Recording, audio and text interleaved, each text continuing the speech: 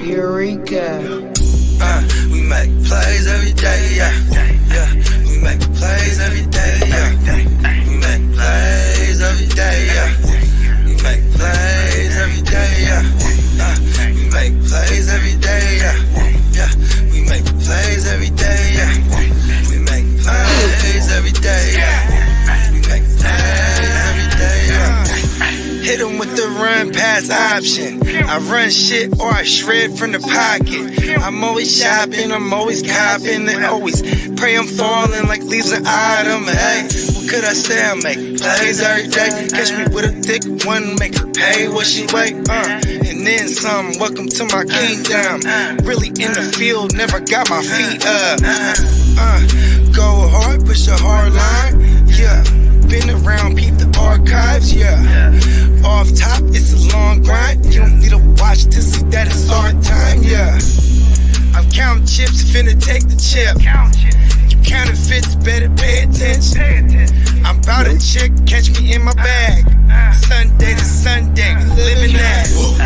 We make plays every day, yeah. We make plays every day, yeah.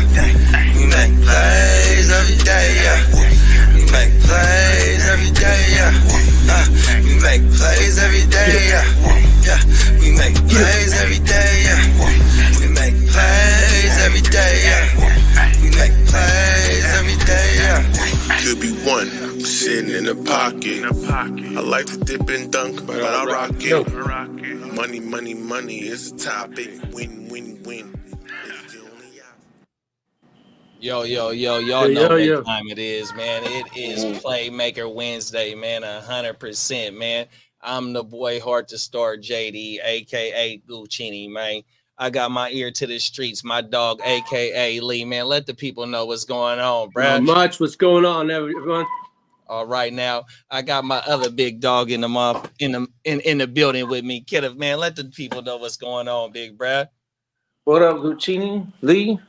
Bogey in the Matrix? I don't know. He'll be, shout out to the chat. Thank you for coming back.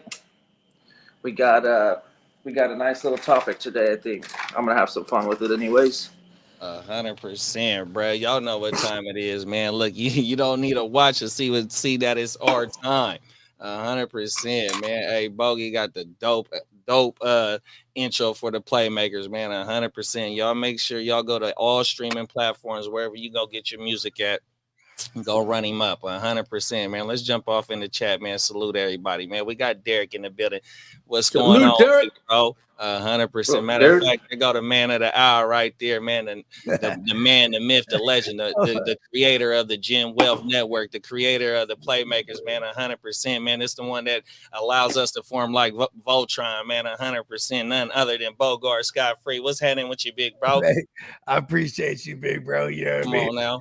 Hey, time doesn't exist on psychedelics. You know what I mean? The man of the hour. You know what I mean? The time is a construct. You know what I mean? Now. I appreciate it. Though. I want that as like an alarm clock. You know what I mean? Every time I'm about to wake up, like, look, it's Guccini's voice. And look, it's the man of the hour. He about to wake up right now as soon as he hears this. Time to get to it, man. Bogart Scott Free. Oh, my mama. Hilarious. I need that. Well, you got the sun up too. You got the time of day, the space you're in, and then you got the space time we're all in. For real. Right out the gate, we're gonna drop some isms, bro. Hey, man, shout out to everybody that's rocking with us wherever you're watching this from. You know what I'm saying? We got we're hitting y'all with the big pack today. Come on now. Let them know what we doing today. Man, talk about it, man. We do got our a few of our favorite you may call them stacks, your favorite stacks in fantasy. We call them our favorite packs. So, we're gonna go through some of our favorite packs. Oh, excuse me. And since it's a draft season, you know what I mean, we're gonna try and help y'all get right, to pick out a few stacks or a few packs that you might want to go ahead and walk away with in this draft to help you go ahead and double up that score. You know what I mean? When your quarterback and your wide receiver, or maybe even your tight end, you know what I mean? Just feeling how froggy you feel about, with tight ends and quarterbacks, but you know what I mean, 100%. We're gonna talk about it for sure. Before we get into it, let's get into the comments right now, man. Let's get into the chat and shout everybody out. We definitely got Derek in the building, 100%. We got Emil in the building, man. What's up, Brody? Canada, 100%. Facts. We got Marty in the building. What's going on with you, big bro? What's headed, man? Come on now. Let's go. Let's talk about it, man. We got the none other than Spencer, the motherfucking Guru Nation. Guru Nation. What's up, big bro? We got none other than Peacock in the building. You know you got it, big bro. Sponsor. Man, everybody check out neonpeacockmerch.com. We'll be sure to run that beautiful promo when we at the halfway point, I'm sure. You know what I mean? 100%, bro. Them is facts. We got Philip in the building. What's up, Brody? You know you got it. Philip. You know what I'm saying? Talk about it. Salute, Derek. You already know, big bro. We got Ghost Monkey in the building. Talk about it. You know you got it. What's up, Big Ghost? Oh my mama. We got Bonus Hole in the building. What's up, bro? Hey, he's a gang they're looking for a good time. That Bonus Hole. Oh yeah, and he's a gang green affiliate too, man. He rocking the Jets on this thing, we baby. Ain't playing. Yes, sir. 100%. We got Tino in the building. What's up, Brody? What's up, Tino? 100%, bro. Oh my mama. Shout out to everybody that's in the chat, man. 100%. Thanks to Cena for holding a birthday twins channel down while he was away. 100%. Hell yeah, man. You already know. Talk about it, man. How y'all want to kick it off? You want to kick it off with the packs? Or y'all want to kick it off with something else? I mean, all right. How about this in the chat, y'all? What y'all want to rock with? Y'all want to go to the packs? That's where we're gonna be breaking down some stack action that we like in fantasy. Or should we even maybe touch on that Brandon Ayuk shit for a quick pause? Just some thoughts on that, because that's definitely the hype right now. You know what I mean? Anywhere y'all want to take it, bro. This is the Playmakers, bro. We make plays every day. Shit, we got a question right now in the chat. Shout out to Emil, man. Y'all fading CMC at the 101 with the calf injury? Well, he didn't put the calf injury on there, but that's probably tied to it. I hate to put words in his mouth. If I'm at the 1.5, I'm hoping people are thinking that way. Yeah. Because then maybe he falls. Maybe this pushes up. If people are thinking running back, because see, you gotta remember when you get into these home league drafts, right? And I'm not knocking home leagues at all, because I'm in home league drafts as well, where it's like there's people, they're just vetted to be like, all right, I'm taking the running back. So if they were first overall and they knew they was gonna take CMC, now they're scared a little bit or have a little hesitance, they're gonna take Brees. Then the next guy's gonna be like, ha, CeeDee Lamb. And the next motherfucker might be like, all right, and then go, Tyreek or something. And you might be sitting there at that 140, and you're like, you're not going to not take CMC, bro. Right. Come on. I might to answer the question at 101. I mean, yeah. Of course you would, kiddo. No bias. He's a Jets fan. Yeah, even for me, I'm like, okay, yes. I would take CMC 101 still, but at the same time too, it's like you're not gonna say you gotta wait a week into the year, or you get them limited to start week 1. I don't give a fuck, bro. Mm-hmm. So you still taking him out to 101? No. It's still for me 1B, 1A, 1B, CD. Okay. And or CMC. So if right now as it stands, it'd be CD. But yes, I would still take him 101 if I'm like, yo, I'm taking my big dog running back. You know what I mean? If you want to look at the market scarcity and stuff like that, like it does get scarcer for running backs. And so I might as well take a running back who's a receiver rolled into one and be CMC. I'm not scared to do that. You know what I mean? And if I was like, okay, right now, if you ask me, the surefire thing, yeah, it'd be the CeeDee Lamb. You know what I mean? You're getting a surefire. My only thing is, from a fan's perspective, shout out to my dog Slim. Hey, he wasn't gonna play in the preseason anyway, so he gonna get some rest. You know what I mean? They hold him out no matter what. I don't think he was gonna get no reps in the preseason anyways. But to look at it on the other side is that, you know what I mean? As long as it don't linger, then we don't got no issue, because that calf, you talk about that calf issue. We see what happened to Kevin Durant. when he was playing with the calf issue. Then he ended up tearing his Achilles in that 97. Not 97. Don't do it to me, mama. No. 2017, 2016 finals. You know what I mean? So that it's just to double that point is that he wasn't going to play in the preseason. So, and then like how you said, if you're losing for a week or if he's limited touches for a week or two, you'll still be all right. But I am a little bit leery of taking him at the 1-on-1. But I'm also a little bit leery of taking CD at the 1-on-1. Here it is now. If we already about to get into week 1 of the games, if he doesn't report, hopefully by the end of next week, bro, I'm definitely leery on CD too because I don't know what he's doing, bro. 100%. I don't know what type of shape he in. Is he T.O. with the Eagles, where he's just like on his driveway, just training, doing sit-ups? Remember?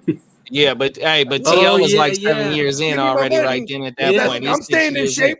He was running up and down the street. I don't know if CD's that type of caliber player of where T.O. was at in his career to go ahead and pull that type of move off. Because T.O. before T.O. did that, no, that was after T.O. had broke his fibula and played in the Super Bowl 8 weeks later. 100%. CD ain't that type of bull yet. No. Yeah. Fucking kid has said it. Brees Hall, give it to me right now. Reactionary. Brees Hall 101. Yeah, for real, right? It's all you. You know what I'm saying? And I'm sitting there at the 1-3, 1-4, or 1-5, hopefully, and I'm like, it's like let the CMC fall to me right now. Mind you, we get 3-4 weeks into it. We have to see people as a fantasy community be spooked off of him going 1 or 2 overall, because then you'll see it in the ADP. You'll see it be affected 2-3 weeks from now, where like we might be like looking at a CD Lamb. I mean, a CD Lamb who's been holding out, and a CMC who they already said right now that we're not going to see him till week 1. You know what I mean? Mm-hmm. So things like that nature could drop them if people start drafting like that. And what is dropping them? Lower in the top 5. You know what I mean? Mm-hmm. Yeah, outside the top 5 for sure. Okay. What's up, Howard? What up, Howie? Good, Albie. Shit. Well, let's talk about you mentioned a little bit about Brandon Ayuk. We've been seeing that in all through the that is one of the major, probably is the biggest topic in the league right now. Yeah. I got a question for you, Bogey. If you had your pick, because it is a done deal, basically, with them allowing him to go ahead and seek a trade unless he's going to go ahead and take whatever they want to give him, which, that's probably not going to happen. If you had your pick to ship him somewhere, where would you ship him? And then I'm going to ask Lee and Kidda for fantasy purposes, where would y'all ship him? But Bogey, for just regular fandom hood, where would you send him? Okay. We're already doing him a solid. See, the flies are attacking me. Anyway, we're already doing him a solid by saying, hey, go ahead and seek this out, because it's on your agent to be like, to get the extension you want. And he found this with any of those teams. Now it's on him to say, okay, this team now. And then we go, okay, now our turn. Now, this is what we want for Brandon Ayuk, right? And they go, You know what I mean? So now here's the Steelers. They actually doubled back, right? And now that the rumor is, or not even the rumor, they're saying this is good as fact that the deal is on the table as far as the extension and the money. And that's all for Brandon Ayuk and the Steelers when he gets there. So now it's the compensation, the trade compensation. The check is in the mail. Peacock. Is in the building, man. Shout out to Miles Neon Peacock in the building, man. Peacock. The What's check up, is in the man? mail. Peacock. Do you think the Roonies? I don't think the Roonies are giving up no first for him. It's like they say it's going to be a 2 and a 5. History speaks for itself. The Roonies don't. They're fairly cheap, and so no matter what happens, I'm gonna be pissed off about it. But exactly. No, well, see, in my stance is though, bro, I hate that they even thinking about draft picks, because draft picks, if you were gonna do draft picks, you should have did that before the draft. The draft picks for 2025 don't help you right now because you're playing for this year's Super Bowl. They're playing for a Super Bowl right now. The window is right now. Somebody on the team said it already. Ayuk is not going to be easy to replace. Guard. He's not going to be easy to replace right now. I think bro. they drafted a first round guard that we were interested into, or as an organization. Well, if we're going with the Steelers, I would take the tackle. I think it was a right tackle. That's what it was. Yeah, because we took Dominique Pooney in the third round, or in the third round, and Dominique Pooney, what I've been hearing, has got the right guard spot on lock right now. So, in my opinion, if we are shipping him to Pittsburgh, I would definitely want that right tackle that they took in the first round, which he is a top 3 right tackle in this draft. And a little bit more compensation, then we could talk about some draft picks. Or and now you're talking my language. Right tackle, though, bro. 100%. That's what we're talking about, not the guard. It was the tackle, and that's what I'm talking about, JD. You know what I'm saying? I like Spencer's hot take. Ayuk stays. I mean, that's the best case scenario for both the 49ers and Ayuk. So look, bro, another hot take is that the 49ers is the ones that leaked the New England situation, because Brett don't want, if New England willing to give him 30, 31, 32, but yet you don't want to go play with, the Brisket and Drake May and all that, then okay, so then it ain't about the money then. If it ain't about the money, then why not go ahead and play for the 26, 27, whatever they trying to offer you? So he really trying to control the situation, but if it was really about the dough, then you would have took it from New England. Yeah, I mean, you can tell he still wants to win. Obviously, by not going to places like New England or maybe even Cleveland, kind of like, Cleveland, because they just have a stink on them, even though they're even though they're pretty good. But I don't think the addition of Ayuk's going to push them, levels deep into the playoffs or anything. They have a great defense, though. They do have a great defense. I'll give them that. But yeah, I like that. I mean, it's the best case scenario for both the Niners and Ayuk if he just stays. It's like, come on, man, pay the dude already. Like, the Niners have just been kicking the can down the road so long that it's turned into this mess, and we're just tired of hearing about it every damn day. Exactly. Yeah, for real. It is. We got a question in the chat. Do y'all trust? Shout out to fantasy football big guy, my dog E Hughes. He want to know: do y'all trust any of the Green Bay Packer wide receivers? Yes, I do. Talk about it. Come on, bro. I've been a Romeo Dubs truther for a minute because he's the guy. And I'm not. And I have to preface this because this was life after Devontae Adams, and everyone was like, "Oh my God, Christian Watson." I'm like, Christian Watson is 6'5" and kind of like a one-trick pony. You know what I mean? When you hear them describe someone with their athleticism more so than their skill set, I don't really fuck with that. You know what I mean? And like now he's hurt even. And Romeo Dubs, it's just always been the guy that Aaron Rodgers spoke of highly. Then he got in there. He was always team twos with Jordan Love. So when Jordan Love got his opportunity, that's always seen in the offseason. They had a connection. Boom.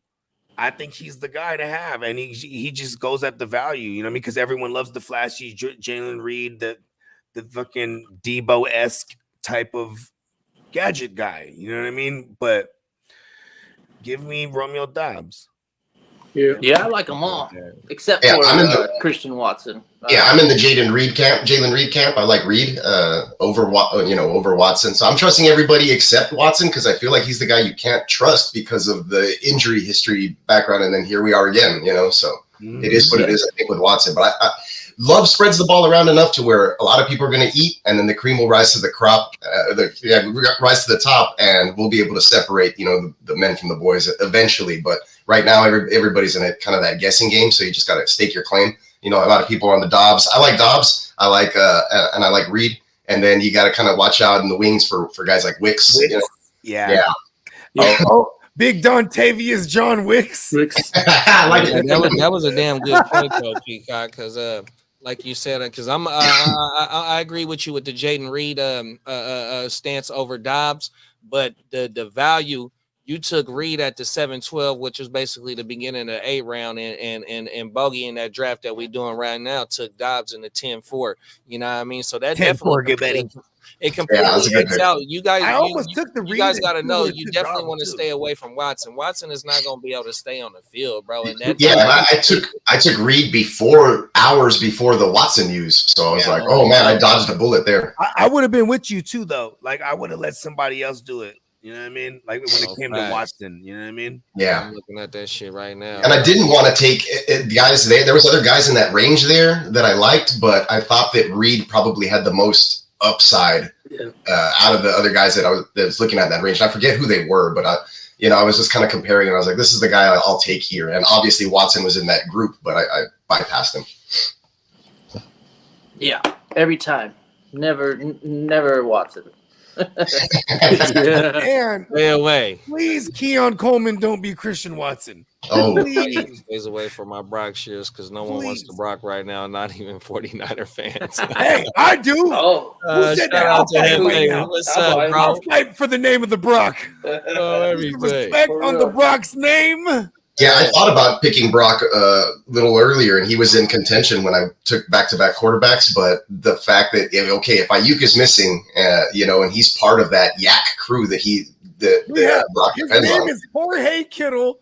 He was. I'm gonna tell you though. Look though, Yeah. when Ayuk is gone, y'all look for Jacob Cowan. Jacob Cowan is gonna be the playmaker that come in. It ain't gonna. Nobody likes Jawan Jennings, or what's his name? I love Juwan Man Jennings. Jawan gonna have a role for sure, but I think by the end of the season is gonna be Jacob Cowan. That Brock Purdy is gonna be one of his favorite. Is gonna be one of Brock's favorite targets. 100%. They've been The rookie that isn't hurt. about him in training camp. The rookie that isn't hurt at the moment, right? Well, he was hurt for a week, so he just got back on the field yesterday or the day before yesterday. But he caught a TD yesterday, though. Good timing to be back. Was that Boogie? No, I said big bong, like boom. Oh. You know what I mean? Like, ha, he caught a tug. You feel me? Let's go. For sure. You've been talking about Brett, though. You've been talking about Brett because there is, and then especially with Ricky Pearsall, just like keeps hurting. He just keeps getting hurt all of a sudden. You know what I mean? Yeah, he had a hammy. Now he on the shoulder. And Yeah, he re-aggravated that. He got a TD the other that day too. Let's go. He catch a TD, then go back go on the ice bath for a good 3 days. Yeah, I think Lee shared the news that he re-aggravated that shoulder injury that he had before or something. It's probably because he flails his arms around all the time running routes. yeah.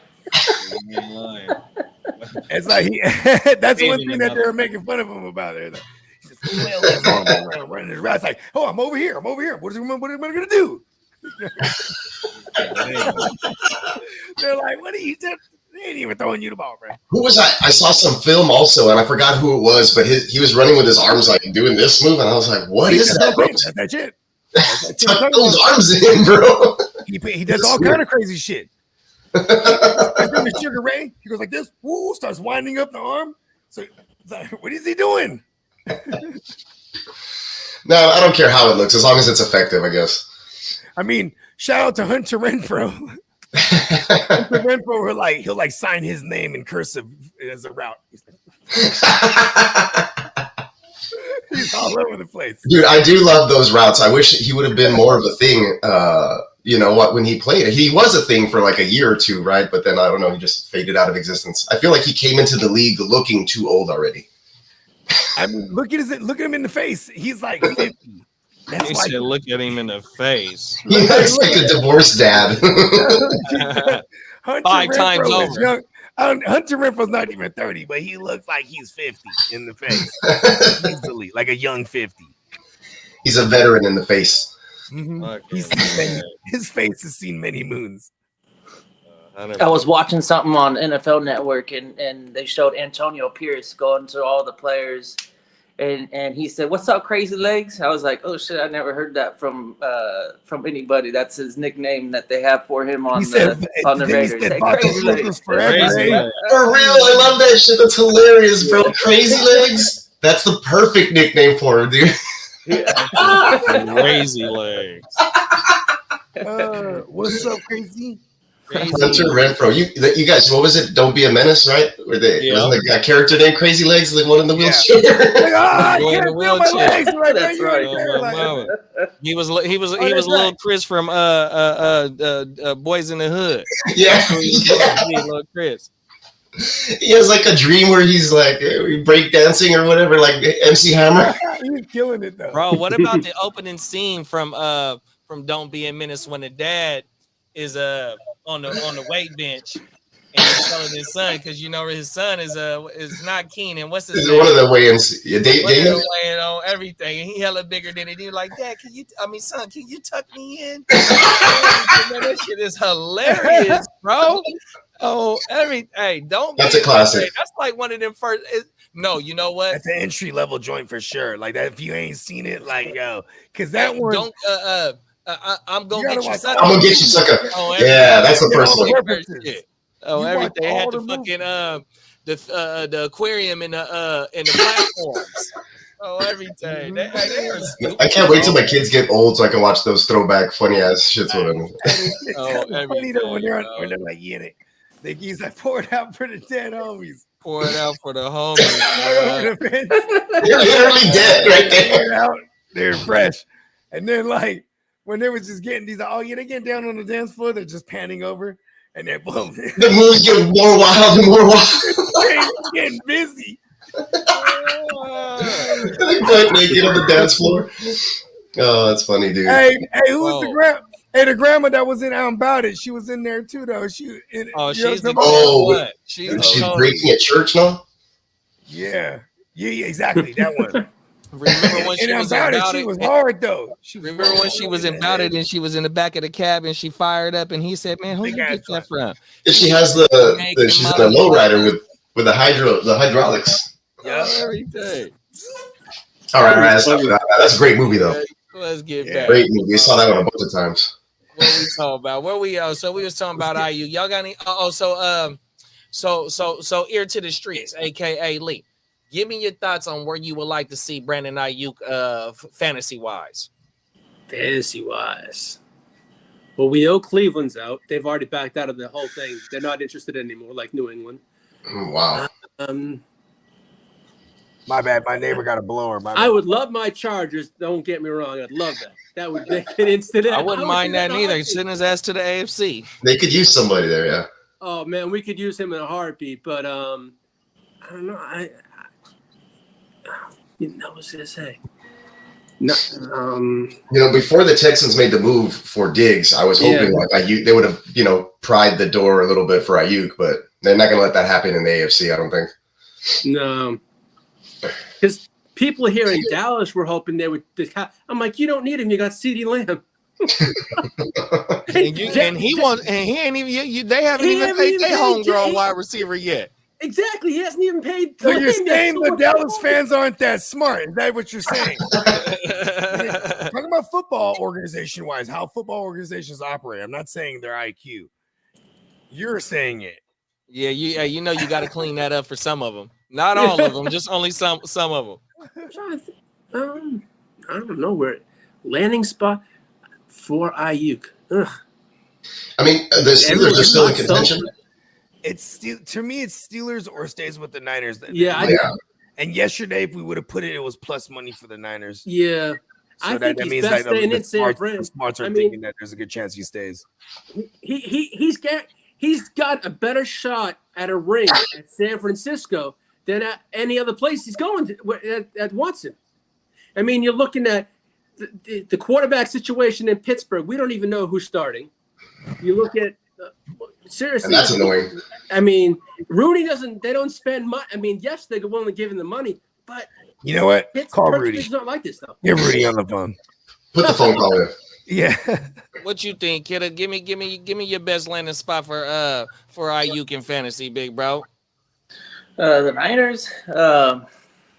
I guess if the organization is just kind of like soured from this whole ordeal, which I honestly don't hold anything against Ayuk because he's seeing all these guys get paid big money, and he's going like, well, I want to get some of that, and then the hard. Let me get a piece of that big old pie.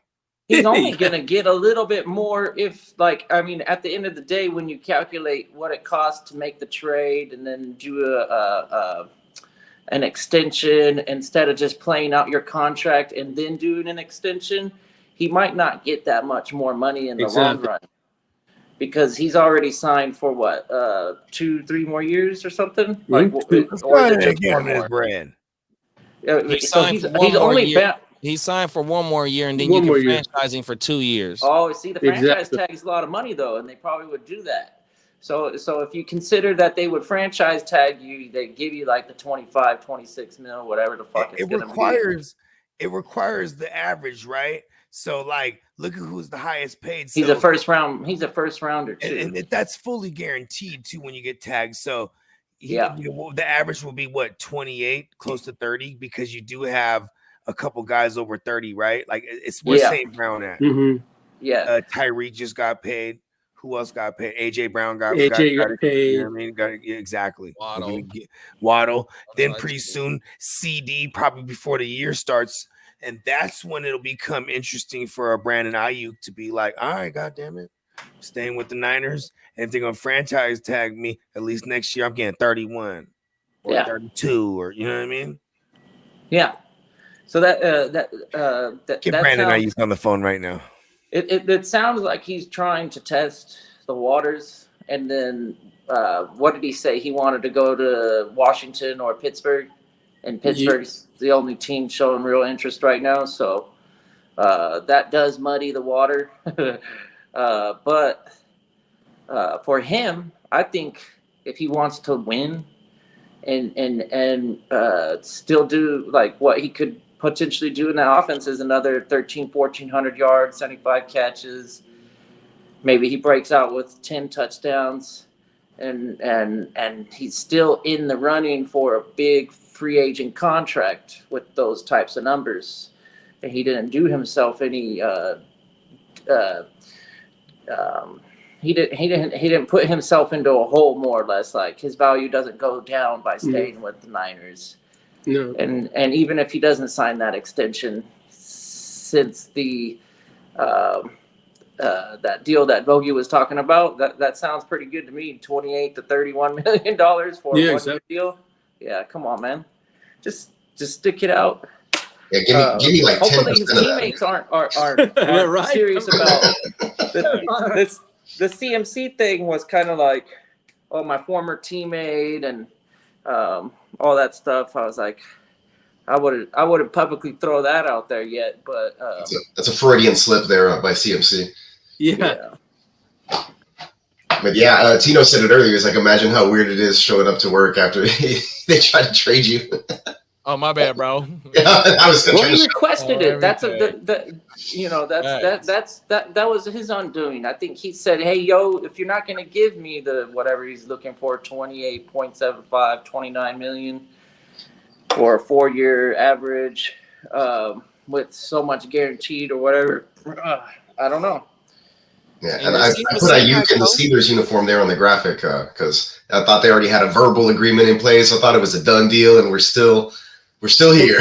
What they're saying, last thing I saw was that they say it could be 1 to 2 days because they're working on players. And the rumor, and what I did hear, it was $115 million for 4 years, and then 85 guaranteed that Pittsburgh was going to offer. So that's 28 and 3 quarters on an annual average. Yep. And then the 85 million guaranteed. Come on, Niners. So if he plays out his contract and they sign him for the two, what do we call those fucking things? Compensatories. Them tags. Add those tags together and whatever he's got right now, and I bet you that's close to 85 mil. Exactly. Yeah. And that's my thing too, though, is that like he's definitely if it was like he's trying to control the situation for sure because he doesn't want to sit out those games as it starts to getting close to game checks and he's not playing and he's not going to play for the 14 million that he's due for now. And then next year and then if he sits out the whole year, then he loses credit towards his free agency, exactly going towards that 5th year of being a first round pick, 100%. So he's not going to do that. So with the Niners getting out, the Patriots, they ready to offer up right now. Bro ain't trying to go there because he's still lightweight trying to win. But yet, if Pittsburgh ain't giving us what we want, then hold on, no, bro. Then either you finna come play on this 14 million and we franchise and we don't even got to franchise him next year because next year is the 5th round. I mean, it's only the 4th year right here. You ain't lying. 100%. It is So Pittsburgh got to make Pittsburgh got to give us everything that we want on top of paying him 100%. And Brian ain't gonna lose no game checks. My theory is still, first of all, to go to the game check thing. Niners are notorious for let you do your thing. Then when we figure out a deal, we just go ahead and expunge. Yeah, we'll chop the fine up. Yeah, but I mean, once you allow him to seek permission, though, it seems like it's already done, though. Unless bro gonna be like, okay, man, F that, man. Y'all go get that deal done. I'm staying here 100%. But that's taking a hometown discount, and it looked like Brett don't want to do that, though. What if we give him this is imagine the big game right here, the long game. If you're John Lynch and Shanny, right? John Lynch being the GM, obviously, he's like, okay, so they're saying 85 guaranteed. So what can we chop up 26 into getting 85? A 5-year extension. So that's really a 4-year extension on top of this year, right? It's like, so what's 26 times 5, right? No, that's the guarantees. That's 130. Yeah, 130. So that's not realistic. So maybe it'd be like 115, but the 80 maybe would be guaranteed out of that. You know what I mean? Yeah, and see, and the reason we're getting good intel on what he thinks he's what he's saying he's worth. What was Jefferson's guarantee? Oh God, that was crazy money. I don't think he did him. Okay, how about this? AJ Brown got 75 guaranteed, right? So that's why he wants to outdo that at least. I can't even remember, what did Nico get guaranteed? He got 3 years. It was a 3-year. I think it was 60 or was it 50? Yeah, he got his total deal was only 70 some mil for 3 years, 75 mil maybe. So I think he got 50 or 60 guaranteed, which is nothing. And he basically had a Ayuk-ish numbers, maybe even better. So 1 year. Okay, Justin Jefferson got 88.7 guaranteed. Okay, so yeah. Okay. Yeah, I don't think he's getting a hometown discount. And Tyreek, I think Tyreek got 90 something, right? I think it was. That was an extension. And the only thing with Pickens is though, bro, Pickens wasn't a first round pick. You'll be back having if Pickens balls out in the next 2 years in San Francisco, you'll be in the same predicament. Only thing is you might not have Debo on the books, and that's the thing. That's why the Niners is trying to play hardball with Ayuk, is because you can't have Debo. Who's got it better than us? Come on now, 100% right, facts. And I'm telling you, bro, you can't have $50 million tied up in 2 wide receivers out of your whole cap, bro. That's hardball right there, bro. I don't know. I said nobody, but I was on mute. Okay, cool. At least I was like nobody, but I was on mute. Tyreek got 65 million in guaranteed money. 65 only for Tyreek? That's he got 90 million over the next 3 seasons, 65 million guaranteed. Okay, but what was his from his last one though, right? Because this is an extension. Oh no, this is a rework. Okay. Yeah, that's what I'm talking about, Candlestick. They got to give up one of them O-line, the right tackle. Exactly, that fucking right tackle. Cause you had shot me that link, JD. The Brez that was sitting there talking about that thing. Remember, you know what I'm talking about? On my mount. The Niner reporters. Yeah, there you go. Boom. Give me the right tackle. All right, I got Nico's contract. It was 3 years, 72 mil, average 24, total guaranteed 52. That's what my stupid ass should have put a Brandon Ayuk something in the fucking in the description. We will after this though. He's on the graphic, but yeah. Yeah. He's not in the Niners uniform. I put it in the description though. You know what I mean? I was putting all kind of hashtags. I didn't think it was. I'm an idiot. We're looking at it wrong. JJ set the market. JJ did set the market, and then there's CD. And you know what's funny? Why CD's sitting around is because he's like, okay, you know what I mean? Go ahead, young pup. Right? Yeah, but in my opinion, with JJ and Tyreek and JJ and Tyreek said resetting the market is because they're perennial 130, 140 catches every year. You know what I mean? Even when Tyreek did it a couple years ago and jumped up to the highest paid non-QB at the time, back in 2022, Devontae Adams was just right there before there too. Because the Players Association, they want these motherfuckers to get their bag. You know what I mean? Like 100%. keep resetting that market, keep it pay, and then it's a chess game against the owners and all them. Like, and then you have wild cards like the Browns who come out and be like, yes, $230 million guaranteed for Watson. This is our chance, right? No, and then, facts. And then that fucked up the game. By the way, thank you, Browns. I think the Steelers are trying to pair Ayuk with Pickens. I don't think they want to give up Pickens. Yeah, though, for bro. sure. Nope, they don't. No, Just like they weren't trying to give up Cooper over there in Cleveland. And then when I heard the news that Steelers might be zeroing in again, they upped their deal, and I go, oh no. So Got we're breaking gonna get Van news. Jefferson. Oh, okay. What is it? We got Peacock on the building. You over there picking, big bro? Hold on, I got the thing pulled up right now. Yeah, let's go. get it, bro. Hold we on. got live action Hold here. on. We got live action right We now. got a live one. We need a live we one. need Let's to pull it drop up like right now. He's on got the a fly. live He just drafted man. I just took Pat Fryermuth. I needed a tight end here, so I took him in the 11th. Nice. Good pick. This is And I don't know where I'm going next, to be honest. I have two. Run down your team. Who you got so far for the game? First round, Garrett Wilson. Then I went Jonathan Taylor at the 2-1. So I'm at the end here. I got the 112, and then I'm at the back end here, hitting it from behind. And then I had to wait a whole long way. And then on the way back, I got Jalen Waddle and Tank Dell. And then I doubled up on running back, going David Montgomery and Swift. Then I took Reed, like I mentioned earlier, and Singletary as my fourth. Those are my fourth guys. And then I needed a QB, and there was a kind of a QB run, and I wanted to kind of stick it to Gemmo. He still ended up with Purdy, but I ended up taking Goff for my safe. Yeah, exactly. I ended up taking Goff, hoping that he starts out strong. He has a good start to the season that'll allow Jaden Daniels to maybe get his feet wet, and I can figure out if he's going to be one of those Konami code, league breakers with the running game. And if he isn't, then I like that. That's a good word. So that's the plan there. And then I just took Pat Fryermuth, and I have another pick coming up. So I'll let you guys know because I don't have anybody else in my queue. So let me take a look. Don't draft a kicker and don't draft a defense. Yeah, I'm going to keep putting that down the road. Yeah, for sure. So don't even draft them. And Sunday nights and Monday nights. Away, and I'm right after Bogey, bro. That's the only reason why we did that right there. That's a nice shout out to the homies league, man.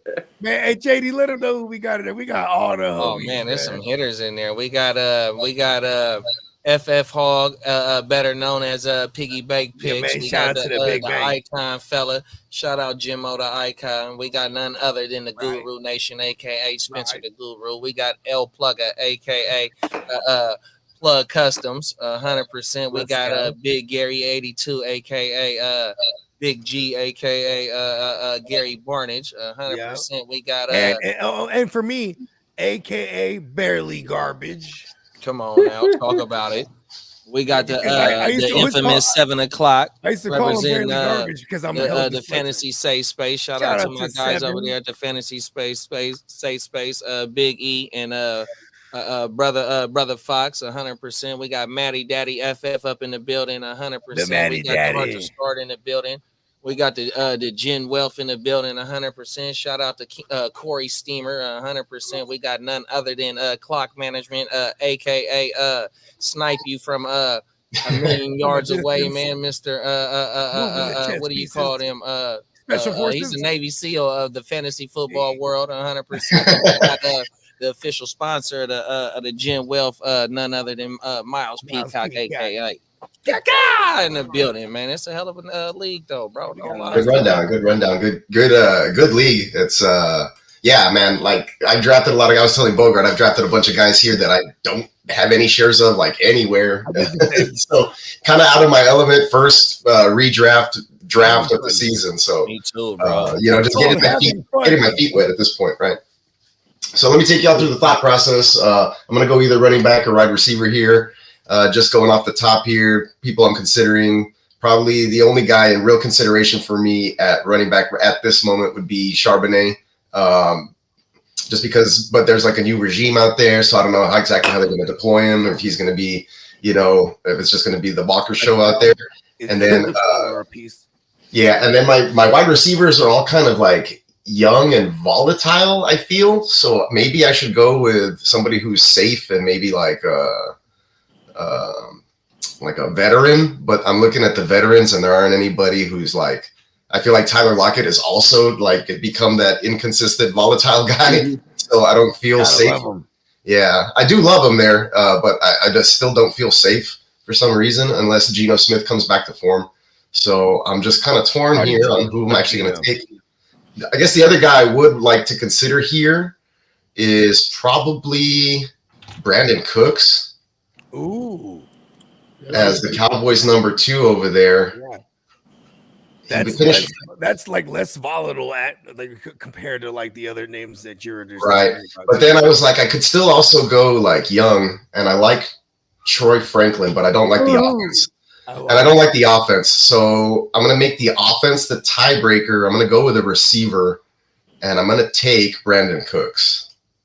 Bong. There it is. There. That's a good pick. That was a great pick. It was real. Talked it through with you guys, or at least you heard my thought process on it. So yeah. I like that. Yeah, like I have Waddle who's off injured. Call clock. Yeah, and then I have Tank Dell who was also injured towards the end of last year with a broken leg. He's never had injury history at all through his entire high school and collegiate career. So this is like the first last year for Tank Dell. So I'm excited. I feel like he'll just bounce right back and be fine. Okay. But I'm worried about the target distribution a little bit, but I do think I got him still at value because he was the last Texans receiver taken in this draft. I used to have, I'm a doctor, right? Harvard, right? Harvard, yep. Harvard grad, Stanford pre-med, right? I have degrees. So according to my studies, right? When you break a bone and there's no ligament damage and stuff like that, that bone theoretically should come back stronger. Right? Yeah, that's also true. Especially when you're young and spry, right? You know what I mean? Well, he had one of those through and through gunshot wounds too, and he healed from that perfectly too. Because that's how we test them, right? Oh, you're a tank? Pow! That motherfucker's a tank. Yeah, so I'm looking for him to have one of those Brian Robinson. He got shot, bro. Yeah, he got shot, bro. He's gangster now. Yeah, so he did. He got shot in the club. He was just trying to cut a rug. All he needed is a rap name. He's gonna be all right. Yeah, and so we are talking about favorite draft picks. Tank Dell is one of my favorite draft picks in any format that I'm in, specifically Dynasty, because he's young. He came in the same year as CJ Stroud. He's perennially tied to CJ Stroud, like his best friend on and off the field. So they have this special connection. They were one of the first handshakes that they did together or whatever. So these guys are hanging out, off the field, going to games and doing stuff. When you see them out or people out or Texans out, it's typically Tank Dell sitting in CJ Stroud's pocket. So I just like that feeling. And Stephon Diggs isn't going to be forever. So especially in Dynasty, I really love Tank Dell. He's one of my favorite picks. But also in redraft, if you wait long enough and you take the last Texan receiver, it's typically Tank Dell. And then when you extrapolate what he already did with CJ Stroud last year, I love to extrapolate. Yeah, we already talked about it. It was like 1,200 yards and 12 tugs. So that's really, really good. Really good numbers for an offense that didn't let CJ cook early and is probably going to come out more aggressive and throw the ball a little bit, or be set up to throw the ball a little bit more with a better run game this next year. So I really like Tank Dell's value. Man, shout out to our man Miles Peacock. Also, be sure to check out neonpeacockmerch.com once again, because this is a great segue right here. Because now that we're on the faves, man, I just want to throw out one of my fave packs right here. And, packs over here to get y'all acquainted with this language here. The pack is the stack. And I like to go triple stack, like In-N-Out Burger. And there is a way to get the Puka and the Cuppa and the Staffy. You know what I'm saying? There's a way to do this. There definitely is. Yes. That's crazy, like overload, but it's a good one in the fact where one bye week. Yeah, and but yeah, exactly. And but not only that, I mean they're 1A, 1B, one receiver goes down, like the other guy's still gold. He's strengthening like the one. Yep. And you can't do that with like Texans receivers or like with Waddle and Tyreek. You know, those teams that are going to have a few really good pass catchers or whatever because the ADP is so close. But with the Rams, like you were saying, there's definitely a way to get all three of those guys. Yes. So that's a good one. That's a real good one. Yeah, it is a good one. It's the big pack. We're talking packs here, man. You know, we move packs allegedly. It's not even alleged. It's actually one of my favorite ones. Yeah, one of my favorite ones late, and I was going to do it if you wanted to. After doing some more study, I decided against it, but I was like, last 2 picks in your redraft, you know, pick up Jaden Daniels and then pick up Ben Sinnott, or like Jahan Dotson, like, because he's an afterthought. Nobody's even like thinking about him. So you ain't lying. Those are those value ones. Those are those stacks you can come out with at the end of the draft that don't cost you nothing. And if it doesn't work out, like those, they're really cheap. So you can just replace those guys with other waiver wire fodder or whatever. Pretty much. So I like doing that. My homeboy did it last year with Goff and Laporta potty, bro. And Laporta broke out, you know, so he ended up killing it and won the league. Yeah. I mean, shout out to my man Diamond Joe. He kind of did the same thing. He drafted him with his. He didn't even draft him. Actually, no one drafted Laporta. It was so madness at the fucking Vegas draft last year that the dude that was his first waiver move. He's like, oh shit, no one drafted Laporta. Boom, picked him up. Wins the league. Those are those value packs. But yeah, definitely at the top of the list. I know in Dynasty, still speaking on Goff, I went, you know, at the back end of a draft that we had like a month ago, and I went Amon-Ra Goff, you know, and then doubled down with what was my other one? I did like triple stack in that league. Let me go take a look at it. I think that's the nice guys finished last. Yeah, that Amon-Ra and that Goff stack is a damn good stack in the single QB. You getting Amon-Ra at the 1.6 and Goff at the 11.5, man, in a single QB. That's a damn 11.5's in the motherfucking house. Yeah, in this one, I also have Jaden and McLaurin, Daniels and McLaurin, and I also have Kupp and Stafford. So I triple stack this bitch. Okay. 100%. One of my favorites too, though. I'm Aaron Rodgers and your first round pick though in that draft we just seen was Garrett Wilson. Garrett Wilson, yep. That's very attainable if you're picking from 8 to 12 to go ahead and attain that pack right there, bro. Let's go. You know, Aaron Rodgers is definitely getting slept on this year. 100%. If they keep him up right, they reshifted that whole offensive line 100%. We know what's going on in the backfield, bruh. That's a damn good pack right there, man. Give me the Aaron Rodgers and the Garrett Wilson pack right there, bro. Big packs. 14-3 and the 110. Yeah, a lot of those. If you look at those wide receivers that go, you know, round 1 or early round 2, and then some of their quarterbacks are an afterthought. And you're like, wait a minute. I mean, this guy's not going to be able to get to a top 10 wide receiver without a decent quarterback. So always take advantage and look at that once your lineup's kind of filling out or your roster's kind of filling out. Take a gander at some of the quarterbacks, and you can get one of those. You don't have to force the stack, but you can take a QB that you really like, and then maybe pick up the other guy. Just in case, or, you know, play it out, eat good matchup or a team that you can throw on. Those are always great as well. So you don't necessarily have to draft the stack or force it. You could still waiver wire that thing and stream the QB for a stack at certain times of the year. Just depends, right, on the team. But a lot of those guys, the wide receivers that are taken like that at a number 1, sometimes their quarterbacks aren't drafted. You know what I mean? Big stack attack. Like in this league that we're drafting in right now, there's quarterbacks that were still out there like Kirk Cousins, but, you know, Drake London's being, you know, drafted in the first round. So there's situations like that. That's what I'm talking about. Mm-hmm. Yeah. We're talking about vanilla leagues, you know, the standard start 8, 1 quarterback, maybe 1 flex, tight end position, all that crap. Damn good one, Albert. The bullshit that you do when you don't know nothing. No, I'm just kidding. It's all about the Mahomes-Kelsey stack, y'all. Just like, don't even give up on it. Just keep it rocking. Mahomes, Kelsey stack. You get your quarterback and your tight end. Those are both like a essentials for those single quarterback leagues. Just facts. You kind of already solidified yourself a playoff position with that stack alone. And then the second one for me is AJ Brown. I really like Hurts still, and then AJ Brown. He's a solid like top 5 wide receiver. So I mean, I'm not Yeah, I get trying to like chase value, but like I also just want to get like a high ceiling, high floor type of player like a Mahomes and a Hurts, and then pairing them up with their best asset, which is those two stacks to me are outliers. You could maybe get a cheap Mahomes Kelsey with the Goff Laporta, but I think I'm more comfortable with Mahomes in a single QB league than I am Goff. If you're talking about them tight end QB stacks, man, Lamar Jackson and Mark Andrews is discounted right now, so that can be taken advantage of. The Stallion with the Kincaid.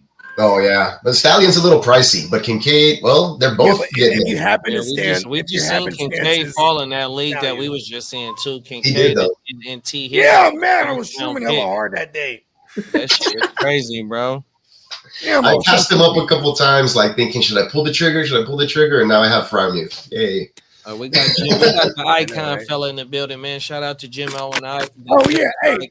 Shout out to Jimmo and also screw Jimmo for taking 2 tight ends really early in the draft. I was supposed to shoot Jimmo the link. Somebody shoot him the link. I should have shown him. Also salute Jimmo. Good shit. 100%, man. I got one of my other favorite little Bogey talk about the Stafford and Cup. Well, y'all know I'm a big Christian Kirk fan, so you know what I mean. Give me the T Law and the Christian Kirk pack at the 10-12 and the 4-11. 100%, man. You know, if you give me a 16-17 games of a healthy Christian Kirk with 22% target share and a 21%, I think, target rate before he got hurt. 100%, man. He's one of the key pieces of the passing game in Jacksonville, bro. So I love that. That's a highly attainable stack too, bro. Yeah, I was kind of targeting Evan Ingram or Kincaid, and Jimmo took them both like on the turn before in that draft, and I was like, great. So I ended up punting the tight end position all the way down until you guys saw me pick here in the 11th. That's the thing. That this is one of them the old schools where we do got to pick the kicker and the defense. Yeah, yeah, I hate that. That's just 2 extra bench pieces to me. Yeah, you ain't lying. 2 extra. Hey, kid, I'm gonna do like you though, big bro. I ain't picking no defense or no kicker. Fuck that, nah, man. Because you don't need them unless you have to have them anyway. Stream them all year. Because come Sunday night, you're already gonna know if you're gonna win or not, and if you ain't, just pick up whoever's available on the waivers. It happens every week. I swear. I'll be sitting my defense on certain nights if I'm up. Monday, I'd be like, "Fuck it, I'm starting the Jets on the Sunday night, Monday night. You got those 2 games just to fill in that little gap if you're down or close. Fuck that. Okay. Where we at? Who got another pack they like? Are we doing some? Oh, there we go. We got Mr. Icon in the building, man. It looked like he's gonna pull up. Yes. Everything. I think he might have a little pack for us too. That he might got a little pack for us, man. We got the motherfucking Icon fella in the building. What's up, big bro? Jimmo. Yo, how are you guys? Hey. Is iconic. I am driving because I needed to get some ice cream for the wife. She's hungry. Is it vanilla with caramel syrup? Yeah, what kind of ice cream are we talking here? I don't know. Hold on. I can't reach it. It's the Haagen-Dazs chocolate. Oh, you're on a mish. On a real mish. Super specific. When he says Haagen-Dazs, I know when you look at that thing, there's a whole wall of them motherfuckers. You're like, all right, which one? Hopefully she's not pregnant. We'll see. Yeah. I got a hankering for some ice cream. Demo shoots things up for sure. But great draft, everybody. Kiddo, finally good to kind of meet you today. What up, man? Yeah, for sure. Great to see everybody. Guccini and Peacock and Bogard. Who's that in the corner there? I can't see. That's my man Lee. That's our ear to the streets. That's our guy. Oh yeah. News guy. But yeah, go. Who's the guy who took fucking Caleb Williams? Oh yeah, I knew you were gonna bring that up. Who was it? That barely garbage. We're gonna pull him up right now and put him on blast. right now. Yeah. He has a bone to pick. Oh, I feel bad for this guy. You don't want to be on the wrong side of the icon. And that was his second quarterback too. I remember. Oh, he got greedy. Oh, it was Corey Steamer. Okay. Oh no, who Steamer is. Oh, he got the icon steaming. All right. I'm really surprised Purdy fell all the way to me at that back end. Talk that shit. I love Purdy. At the fucking you can kick the can with the quarterback. It looks like in the QB, man. I did a best ball and got Stroud in the 6th earlier today. Ooh, wow. Big. Maybe his ADP will settle down a little bit. Wow. Oh yeah, he was he was the 6th quarterback off the board, and I got him in the 6th. It was a single QB best ball, right? Yeah. Yeah, that's crazy. Yeah, no, it's like a $250,000 tournament or something. The big money one. Let's go. The big money one, the $5 million. It's 10 bands though for that one though. The one you're in. 250. 250,000. Wow, big ones. Yeah. Big faces. Let's go. Yeah. Shout out to my man, Big Face Franco. You know what I mean? Come on now. Yeah. He's. Hey man, B's up, but man, the pockets is blue. Let's go. Come on now. Hey. Well, Donovan, I can't lose you guys here because I'm going deep into the wooded area. Okay. Oh, he's gonna jump a body. I mean, iconic.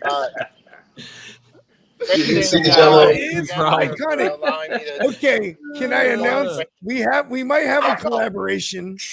We might have a collaboration because there, every blue moon, it's kind of like a cycle. We don't know this exact cycle, but every blue moon, the Icon Show does come back. And the next time it does come back, we'll see it as well on the Gen Wealth Network. Let's go. Talk about it. Let's go. Very good. All right, gentlemen, have a good night. You too, Jimmo. Appreciate you, bro. Be safe, Jimmo. All right, big bro.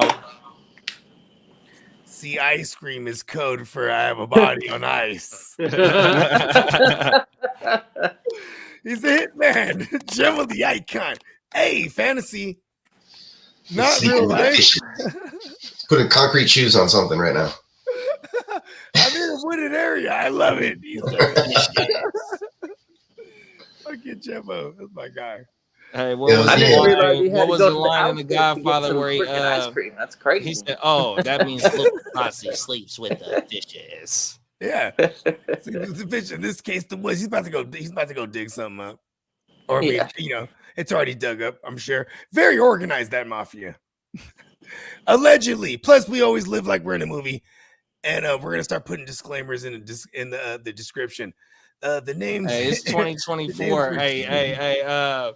Joe Pesci in Casino, he's his role is over with. We got tractors and shit now. Hey, remember? Hey, they were ill though. They used to blow up like a wall. They'd be like, "Fuck it, it's only." They'd be like, "If you break the windows or the door, then it sets off the alarms. Just blow a hole into the wall or the ceiling. Fuck it." And they did that shit. Fuck it. Oh, brilliant. Every day. Okay. Well, okay. What's the packs you got? I know you had 7 packs to look out for, right? Yep. So somebody spoke. Oh, so Kid has spoke on a high value pack, and which I highly agree with the if you can go ahead and get the Mahomes and Kelsey pack, but also another pack that you might want to look for, which might be a little bit later of a value, is the Rashi and the Mahomes pack as well. Ooh, too, bro. That's a damn good one. I would damn for sure do the Kelsey Mahomes and throw in the Rillo Rice on the side. Oh, the triple up. Like, you're ordering it. A side of rice. Let me get a side of rice. Ooh. With some rice on the side. Let me get that fried rice a la carte. Yeah. Let me get the Rasheed Rice. Everything, the fried rice on the side, boy. Right? I don't know. It is though, because he might be cooked. You never know.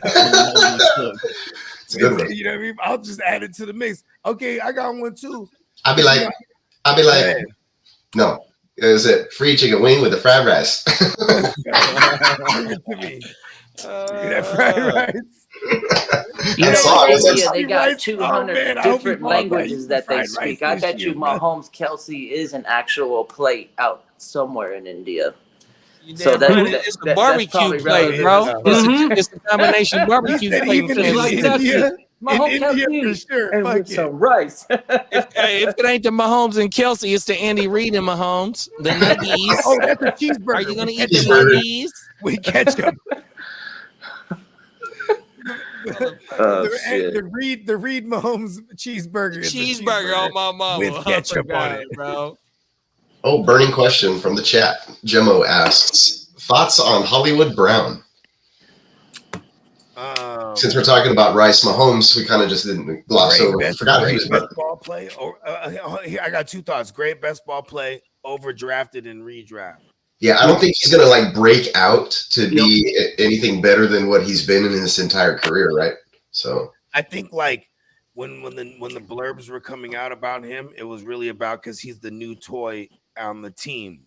Pause. That sounds wrong, but you know what I mean. So it's like okay, you hear Hollywood Brown, he's catching a lot of passes in mini camp from Mahomes. Hell yeah, because Mahomes he's like, all right, let's see what you got, kid. You know what I mean? He calls him kid, even though he is older than him. He's elevated as sensei status, so he calls everyone kid. He strokes his beard, has ketchup in it. I don't know. Don't ask me. He does it. You know what I mean? I could see Mahomes with a beard one day, like with a beard, playoff beard. Yeah, I'm like gonna pull this shit up for y'all right here. This is Fantasy Pro. Maybe he can't. I could edit a beard onto him. See how it looks. He only grows a mustache, but it's like Hitlerish. You know what I mean? That's why he just shaves it all off all the time. Oh no. I did that one time, like when I was shaving, and I was like, this is not just while you're there. Yeah, I was shaving my mustache. I just left the middle part. Worley as a 38, and you got Rashi as a 39. So they going within a half a round of each other. All three Kansas City wide receivers. So it's really as the ADP value. It's a dart throw right now. I take Lad McConkey all before any of those guys. I did that exactly, and Lad is right there, and Lad is right there after Rashi too, bro. That's a damn good point too. I actually did that today. Yeah, I don't fuck with any of those guys, but I'll fuck with the Lad, old laddie. Of the young laddie? Oh, young lad. A young lad. Everything. The young lad. Young lad. I'm talking about the laddie, the Scottish laddie, Terry McLaurin. Terry McLaurin, the Scottish Terry. It's not a Scottish, it's a killer. He's going as a 30th wide receiver right now. Yeah. Because the Irish guy's like, why does everyone always laugh when I say that? That's a damn good point. No Chiefs wide receivers can be trusted. They'll all have great games. Rasheed Rice, goddammit. Yeah, Rice was on something, but like, is anything going to happen with the suspension? Guy. He should be the spot guy. And so he's safe from suspension? I think that suspension will happen next year. I'm living in that world. You think it'll happen next year, you said? And yeah, I think it's going to be like Alvin Kamara. We are interdimensional. They're going to wait for the court stuff to happen, and then he'll get it next year. I live in this world, though. We're interdimensional. Yeah, if his lawyer is smart, he'll get him to go ahead and put it off into the offseason. When it's criminal, it gets put off like that, especially in Texas. Everything's backed up. So he's not Jordan Addison, where he already has a track record for this thing now. Right. Give me the money. Talk about it. And he wasn't popped for a DUI. He was just suspected of it. Right. He might have had guns and weed. He fled the scene. Guy was smart and disappeared for 4 days. I'm sure he paid everybody joint too. Oh yeah. Mm-hmm. Hospital bills, all the shit. Give him some. He paid everybody off. Took care of it the right way, and paid everybody for sending anybody home. But then that other dude he probably paid off too. Like, oh no, it was a misunderstanding. I was like, apparently he shoved a photographer or something. I don't know. Mm-hmm. But that guy, exactly. That went away allegedly. I mean, that's who Gemmo's. I mean, never mind. I forgot I was there too.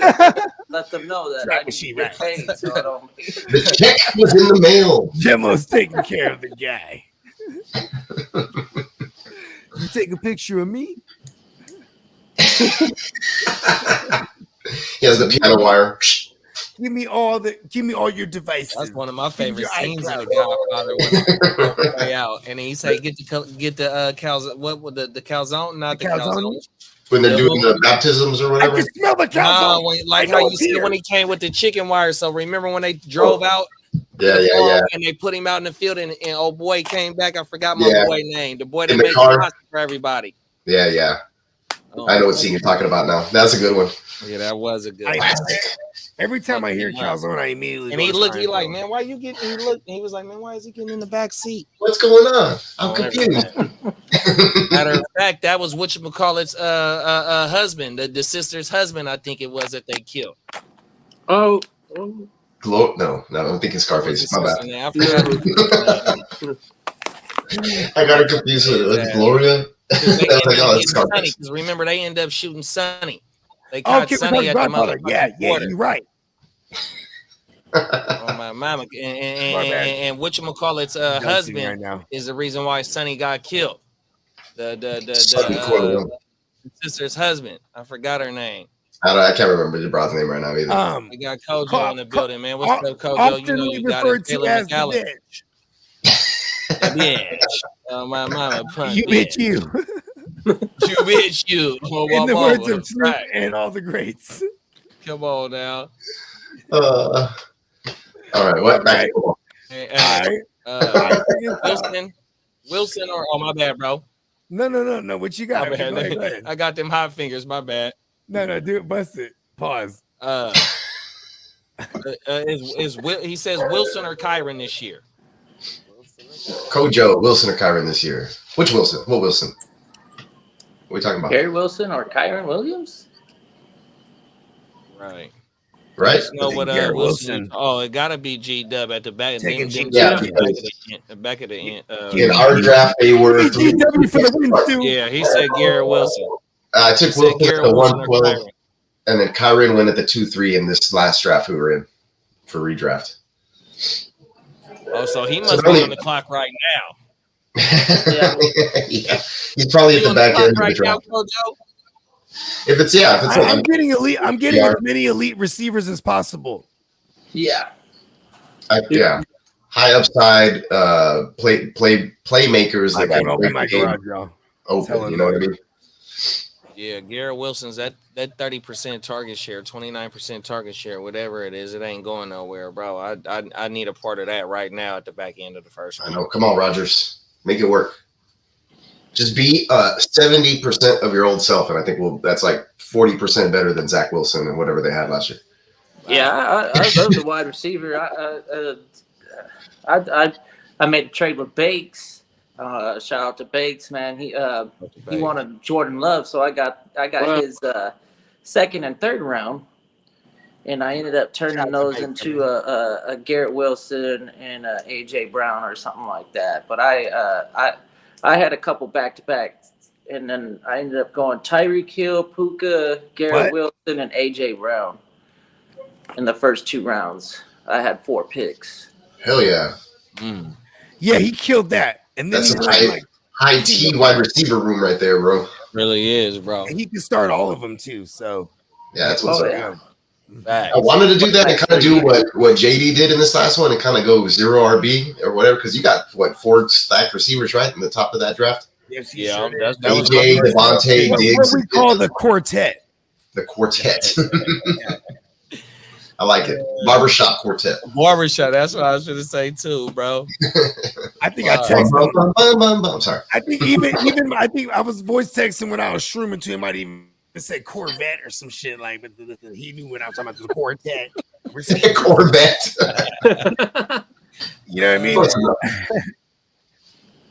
It happens. Okay. JJ is a mile ahead of Garrett Wilson. That's not a supposedly. That's an actually.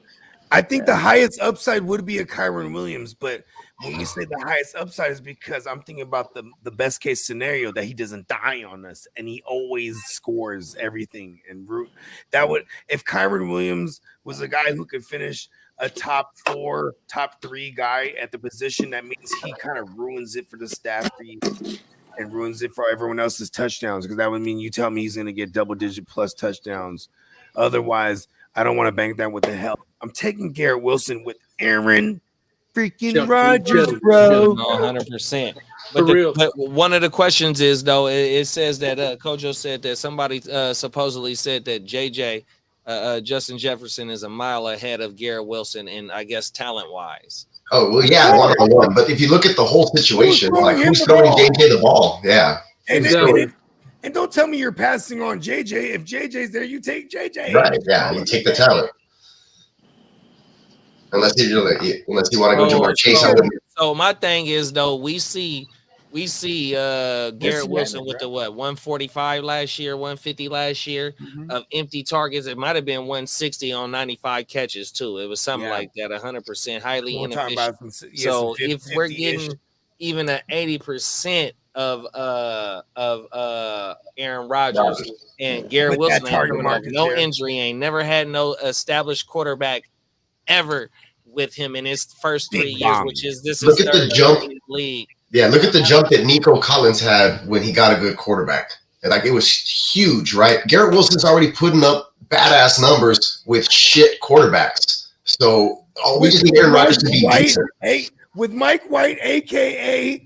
The Great White Mike, the Great White Hope. Shout out to Jordan De Souza. He said, well, long term JJ, but I mean, well, really, we don't know what the long term is with JJ. And we're talking what quarterback are you tying to JJ though? Yeah, his quarterback is the one that's going to need to develop, and long term, he's scarier.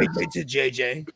Say that again. It'll be JJ to JJ. So JJ to JJ, but so you're confident in that though for going forward though? We haven't even seen that transpire yet. I am confident in Kevin O'Connell. Yeah, I feel it. But I mean, some people would be like, I'm not confident in the Jets. With Stefanski and Watson. We thought that Stefanski was gonna have Watson just serviceable before the shit happened. I had him handing off the ball, but then that's Flacco right. goes in there who actually played under Gary Kubiak, where Stefanski was a product of. That's why he can come off the bench, and then he's calling the audibles. And then because of the run game and what everyone prepares for when you play against the Stefanski offense, he's just calling it at the line, boom, boom, boom, shredding it with Amari Cooper career year. Yeah. With Flacco, right? That's just crazy. But they also had Watson slinging it, right? But hold on, for the point I'm actually trying to make is like we should expect that for the Browns. Initially, if we don't have Chubb anyway, like they're going to take it to the trend across the league now is if you have a good defense with a vicious pass rush, you want to continue to press the gas pedal with racking up points so you can just tee off. That's the trend. That's what the Niners do. That's what fucking the Rams have done over the years as well. This is the trend. Green Bay is trying to get to that. You know what I mean? Where you still want to be throwing it. What did you used to do with leads? Running the ball, playing defense. Fuck that. They're trying to run up scoreboards now. So hell yeah, you see that shit like a lot more common now. They're like that. Yeah, the Texans did that shit all last year. They're like, we're not gonna, because you know why the Texans are like that? Because they blew a 24-point lead in a divisional playoff game versus the Chiefs. And that's why the Texans are like that forever now. They are not gonna just run the ball and try to play defense. You're gonna fucking play every series like if you're trying to pick up a first down and score. And that's why I like CJ Stroud and the Texans this year. That's why I look out for 2024 Texans. I'm liable enough to stack all three of them. If I could, at least in a single QB. The Texans? Yeah. Ooh, you're wild, bro. Yeah. Yeah. I get the dig. If I can get the Stroud, like say it's a super flex. So I can do Stroud if I happen to get him. Then I can get the ceiling is the roof, as Jordan would say. Facts. The ceiling is the roof. That shit had me crying, bro. Yeah, people are like worried about like a sophomore slump and things of that nature, but I don't think it's going to set up that way. There's too many things happening for it to only get better. So, I feel like I think that they're justified. I do think that Stroud is probably a little high as far as it goes with QBs because he doesn't have that running QB aspect, but his touchdowns could increase significantly in the second year with Bobby Slowick and everybody being comfortable and coming back and understanding and having a full like off season. Right now, apparently they're struggling versus that defense that's actually going to take a step up and probably get them a lot more possessions and be more dependable than they were last year. So that'll also help. And then, that iron sharpens iron mentality. So if Derek Stingley's going out there and balling right now, it's only making CJ Stroud better and more prepared for tough competition when the season starts. So like I said, I have a lot of confidence in my team, obviously, but I do think that I don't think everybody's going to return on ADP, but I think you guys will be happy with the selections that you do make for the most part. So yeah, I have them as a top 3 fantasy offense. Them, Philadelphia, Detroit. Like if you can get all the playmakers for those 3 squads, you're probably going to be winning. ADP is like, if you draft at ADP, it's not always a bad thing. You know, sometimes, because when you get a guy like a Hurts, a Stroud, AJ Brown,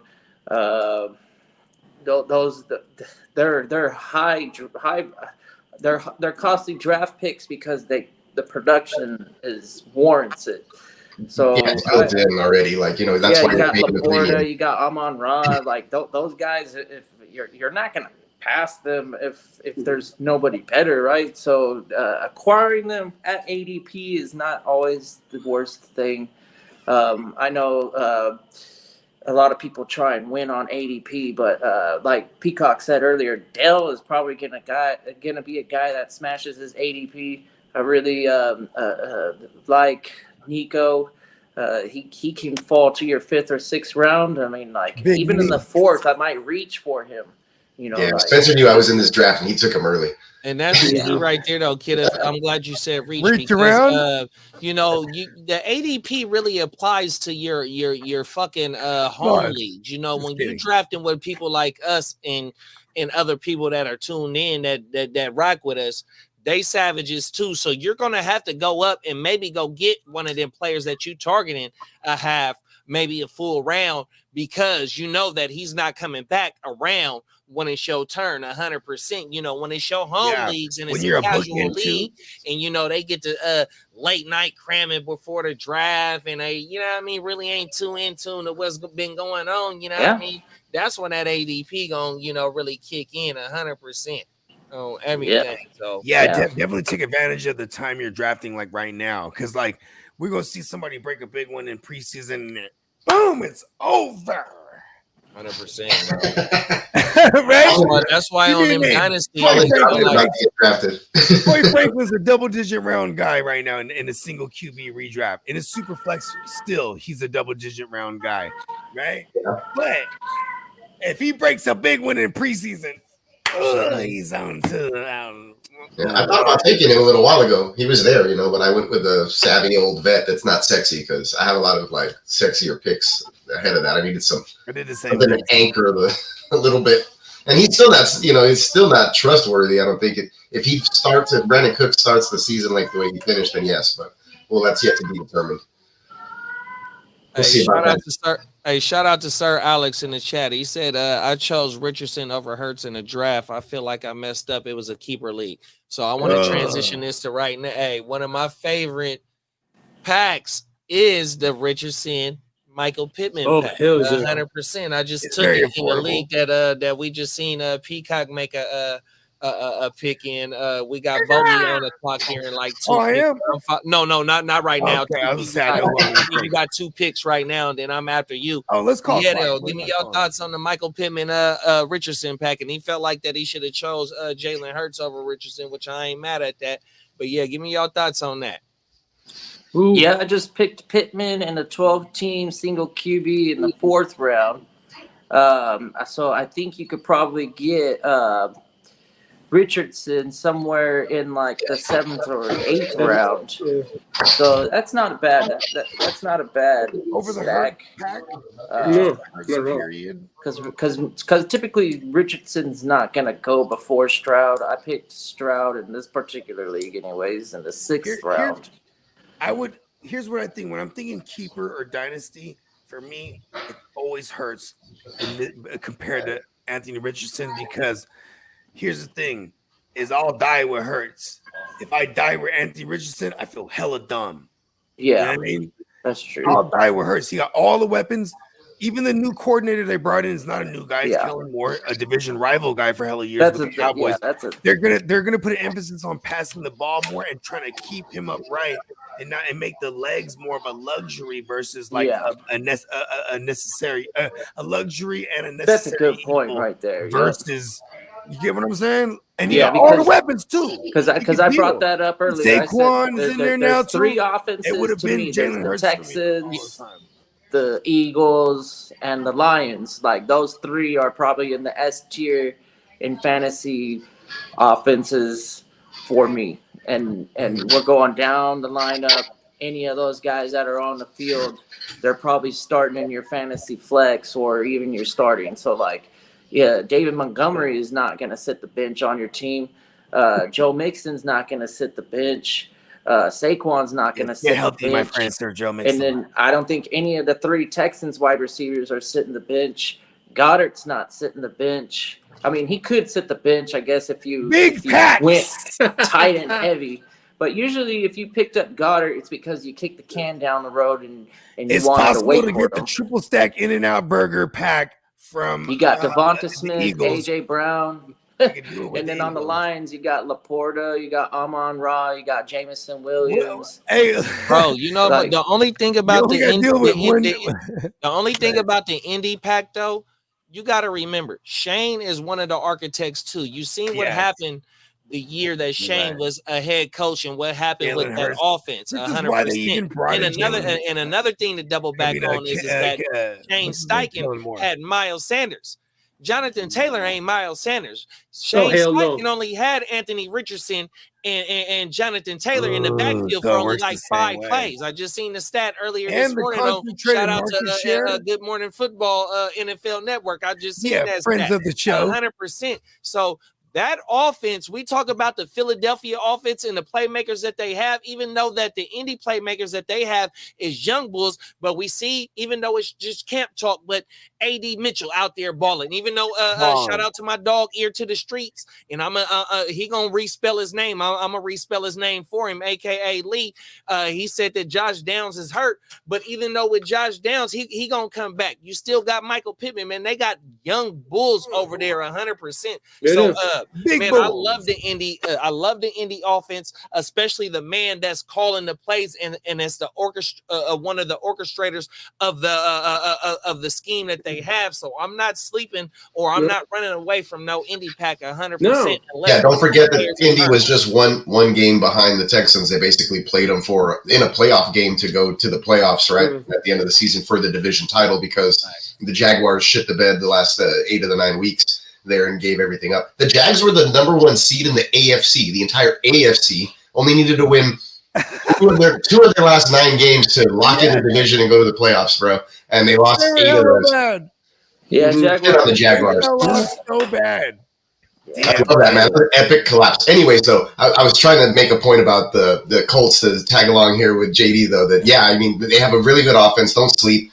Even with Gardner Minshew back there last year, they had guys producing and putting up points and competing, like I mentioned. And the little sample size that we did see with AR-15 was ridiculous. Like, he was just out there balling, and it was you're hoping to get one of those rookie season what's his face from Washington, RG. Yes, thank you, RG. Yeah, RG3, like one of those kind of seasons. I was thinking, like, who played for the Huskies? I was trying to think. Like, when they were the Redskins, So you're hoping for something like that from AR, and then if he can, throw the ball, he's all the way back from that shoulder injury, and he could be more accurate or improve with whatever it may be in the passing game, and give us a decent number there. Then for fantasy wise, wherever he's being drafted right now, it doesn't matter. It's going to be a steal or it's going to be a value but the risk is baked in. Back of the head for sure. The risk is baked in because every time he was out there running, he got flipping hurt, like every single time. Every time. For sure, he got destroyed. He's the Mike Williams of quarterbacks in that sense. So watch out. Yeah. Words of wisdom. Whisper Fire words beware. of wisdom. Fire beware. Fire beware. He's like they're not made of what cars were made back in the day. It's like fiberglass. Okay. Hey, Bogey, we got breaking news. Bust it. You on the clock? Okay. Okay. I didn't get the alert. All right. I'm not even gonna play. It's a slam dunk. You better be doing what I think you should be doing. Can we pull it up? Can we pull Go it? ahead, Pull it up for the people. Help me out. Let me remember where I'm at. Yeah. Can we pull it up for the whole? I think I might do a real Bogard thing. You just went Jamo, Dobbs, and McLaughlin. Jaleel. Yeah. Quentin Jammer. Right there. Mike Williams was the last player that was off the board. We got Brandon Cooks, Rico. I might go Suave. Suave. Suave gone. Hey, that was Clock that got him too, bro. He got Suave. Wow. Damn. Oh, wow. Rico. He was just talking about Rico off camera too. I was just waiting to take Suave. I was willing to take Suave over He was just talking about it. I was willing to take him over Steve Urkel. You got to lay off on that mushroom. Jaleel. Like Steve. Yo, I would have took. I took Jaleel McLaughlin because you thought Rico would fall. Yes, and Wow. But I actually wanted Rico right there more. Yeah, because I got greedy. I'm like, Rico will bounce back right to me. Like, I started fucking doing the Birdman slash. He's been doing the Birdman slash. Rolling Play-Doh stick. Hold on, slash Monty Burns. You do the Birdman for Monty. It's real good. Ah! Sorry, League, you're gonna have to wait another hour and a half before you make No, we got it. Oh, the clock's already off, huh? Oh no, Yeah, maybe. the clock's for 4 8 o'clock hours. it is. He got 20 minutes until it's off. Oh, okay, yeah. I'm gonna make my early decision in tomorrow. the next like 2 or 3 minutes. Go ahead, somebody bring up a pack. We're gonna pull it down. Hey, I'll have you pull it up right before. Look, if he in the building, pull that up. You on the clock. If he on you right now, bro, you better pick. I'm not the green light ain't even on there. Let me get in there. Yeah, I think somebody mentioned in the chat earlier the Trey McBride and Kyler Murray stack would be pretty sweet. You can get that one. Yeah, there was somebody in the comments saying, I think it was Albert. Shout out to Albert. He said the Trey McBride that Kyler Murray stack. That was pretty nice. I was thinking about that at some point in the draft, but I decided to just keep pushing. Do you think they're going to be trailing in a lot of games? Hell yeah. Yeah. Hey, boom, give me Benson. Because that's the only way he's going to be effective. We might even have to wait till hurry up offense or the end of the first half or the end of the second half when they're trailing. We got the 2 Trays. We got the Trey McBride and the Trey Benson. Oh, y'all know what the back of the never mind. Let me stop. Come on with it, man. I thought out there just one time, bro. All the isms. We already know, brother. You know what I mean? I can't believe you took the Rico Suave right there, bro. That was cold work right there. Yeah. Oh my mama. That was Snipe Game City right there. Shout out to what's my young boy like name? On some greedy shit. Kodak Black Sniper Gang. Shout out to the Sniper Gang, man. He didn't pluck Bogey off 50 states away. He is Special Forces. Okay. He's Special Forces. All right. I think I know what I'm gonna do here. Go ahead, continue show. Big packs. Let's see if I got another pack. Oh, what about? Did we talk about the Dolphins pack? Oh yeah, somebody was in the chat talking about the Dolphins. Yeah, Tua, Hill, or Waddle if you wanted. Let's find some lower rated packs. Did we talk about the Bengals stack? No, I think we haven't. That's a damn good one right there. I like that too. You got to bank on the bounce back with the health, but Chase is a big dog. Mm-hmm. Especially when Burrow's out on that field. It would have to be seen Higgins fall too, Peacock, in that league that we in.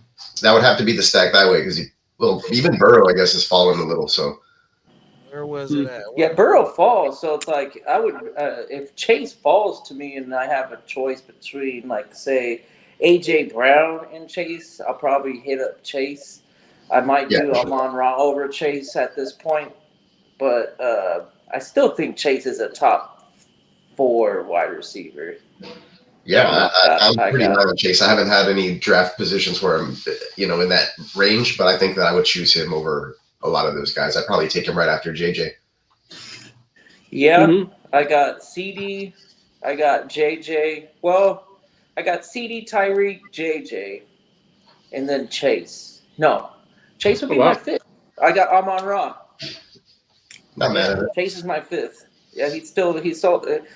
Yeah, I have to buy high on Chase. Although I have bought low on him in certain situations where he's actually fallen to the second. I only play Superflex, or besides the one time that I did it today because I wanted to be a part of this conversation with a single QB. So I did one single QB today, but I always play 2 QB or Superflex, and I've gotten Chase in a Superflex in the second. That was crazy to me, but I was happy with that. Okay, you guys ready? In this league that we just did pull right it up. now. Pull it up. We're gonna have fun. Life is about having fun, and I'm not joyful of this at all. To try to bring me some Stomach a little butthurt. You sound ashamed of the pick already. Oh, pretty Ricky. He went Slick Rick. He went Slick Rick. Because, like I said, it doesn't bring me joy because just in case we don't have IU. Yeah, I did that in the single QB earlier too. I pulled him up. That was I was surprised that he was sitting there that late because this was a 20-round draft, and he was like somewhere in like the 15 round. It's like, okay, you gotta say it's sad now. Before it used to be like, "Are you good?" JD, Aaron Rodgers. Yeah, I was JD, about to pull it up earlier. too, bro. No lie. Oh, everything. Hey, JD, you asked me earlier where I thought Ayuk, Green Bay. Green Bay? No. No, I don't like So that. what? Do that to my Romeo guy. So I mean, it would have to be a This is not far off because they can pay him, but you know what though? They can send We would receivers. not do that. They could send receivers too, though. Like, what do they send receivers? We were trying to get Yes, Devontae yeah, Adams for them. you Matt definitely be able to LaFleur do a was player never slot trying to give us no for sure. Devontae. Fuck them. We were trying to get Aaron Rodgers. Fuck them. I refuse it. Oh yeah, that's right. I remember that. Yeah, so I took Aaron Rodgers. So Vendetta. took Ricky Pierce. V So I for took Aaron Vendetta. Rodgers Give to a protect my jeans, neck Green with, Bay. Anthony Richardson pick. Oh, everything. You want to run through your team real fast, Buggy? You want to run through your team real fast on the? Yeah.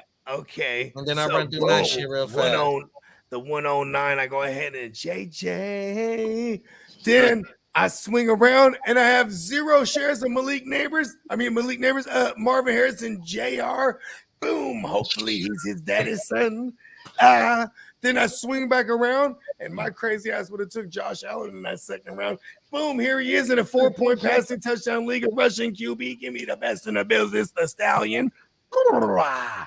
Then we get around to swing around to the 4th round. Boom, give me AK. Then swing back around. You know what I'm saying? Stevenson, give me all the receptions back to back with my running backs. Swing back around. And you know what? I say, give me a strong flex that's just going to have a workload, even if he's shitty and he plays for the Raiders. Him, Samir White. And it was between Radio Raheem or Zamir, but then Guccini went ahead and he did the right move. See, it's funny too, because I'm like, I'm going to make the wrong move, and Guccini just be like, ha, right? Yeah, yeah, probably should have took Radio Raheem, but this is the bogey way. Then swung back around. What did I start doing? I started doing major bogey things. What was that again? McConkey. Yes, that is extreme bogey things. We're doing it, right? Boom. Then we get fucking Fergalicious. Fergie. Because in the tight end league. You know, her last name is actually Ferguson. That's why she's called Fergie. Yeah, Fergie's son. Duh.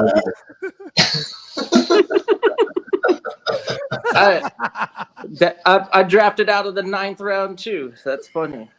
After you know what's break funny this shit too is down, like I'm gonna fire off my squad and we're gonna talk about it. Go for it. All right, where are you at, Bogart? Ferguson. And then I went with the J-Mo. I went with the J-Mo Romeo Dobbs pack, and I really felt good about that. Then with the fucking Steve Urkel, let's go. You know what I mean? Steve Urkel. Jaleel White. Shout out to Urkel. He loves his cheese. Come on, you ratty cheese. Cheese. You better not be ratting, no. You don't like Steve. And then you just took Pearsall. Yes. And Diddy took Pearsall. There Slick we are. Rick, and we got Matty Daddy after me. I got AJ Brown, Devontae Adams, Stephon Diggs, Pittman, Richardson, Anthony Richardson, Radio Raheem. We got the Pasta. We got B-Rob. We got Zach Moss. I went back-to-back tight ends because evidently you see I ain't went with no motherfucking tight ends. Yeah, running back all of a sudden. Oh, my mama. I went Dalton Schultz and Cole Kmet, and then we had to protect your neck, diversify your bonds. Shout out to the Wu-Tang, Dave Chappelle with Aaron Rodgers, man, 100%, bro. Yeah, you killed it. He brought over the shock, the QB shock. There goes Spence team right there. Oh man, Spencer just sniped me all draft, dude. Like he has all the guys I want. Almost all of it. His first 5 picks at least. Pacheco, Nico, Jalen, James Conner, T. Higgins. And we was talking about that Joe Burrow and T. Higgins or that Jamar Chase pack too. And T. Higgins went at the 6'10", and then earlier in that round, Joe Burrow went at the 6'2". So that Joe Burrow and that one of them receivers is definitely is highly attainable for sure. Mm-hmm. Facts. Jalen Warren, then Calvin Ridley, then you got Njoku, Chuba, and he got Jordan Addison definitely late. That suspension definitely had player managers running away from Jordan Addison for sure. Yeah, that was good. Good value. The GGV. Great value.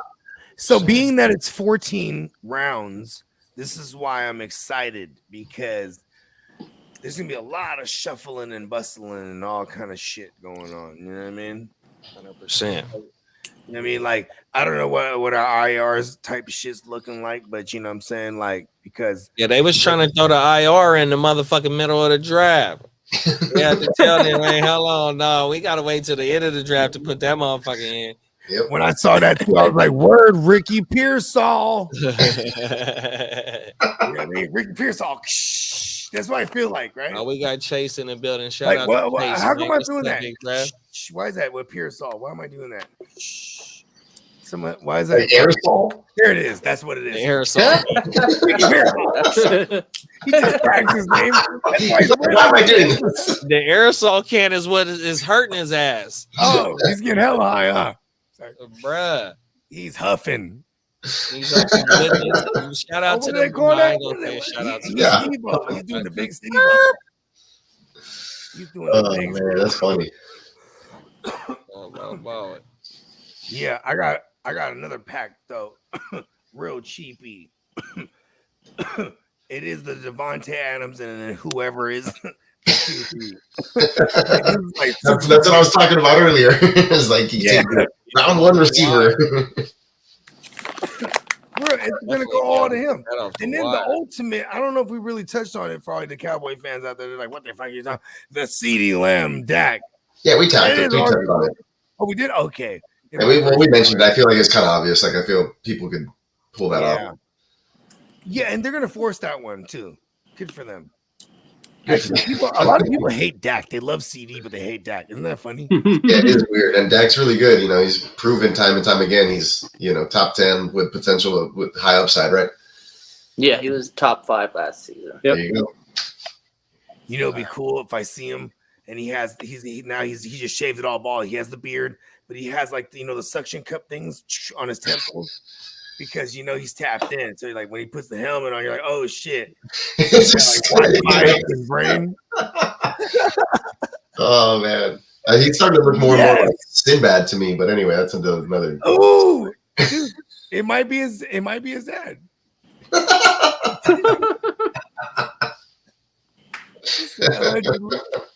You know what I mean? I'm the pappy. Oh, Tino gave us the insight right there as to why people hate Dak. He says it's never the wide receiver's fault for losing in the playoffs. It's always the quarterback. That is true.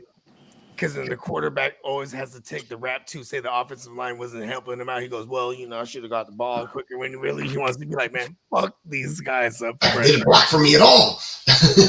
Yeah, and now I'm up here taking the rap. Give me that. So when he gets paid, I think we'll see that Dak. You know what though? He'll be doing the little hip move too, doing that thing right. The Dak that pass up. Go get that shirt. He's doing the boots, the little moves. What we call that? What? That's a great segue. Let's go ahead and we didn't run a commercial yet. Let's go ahead and run our commercial from our sponsor, bro. Take a little break. Take a stretch break. 10-minute stretch right here. Halftime. Be right back in 2.2 seconds, y'all. Yeah.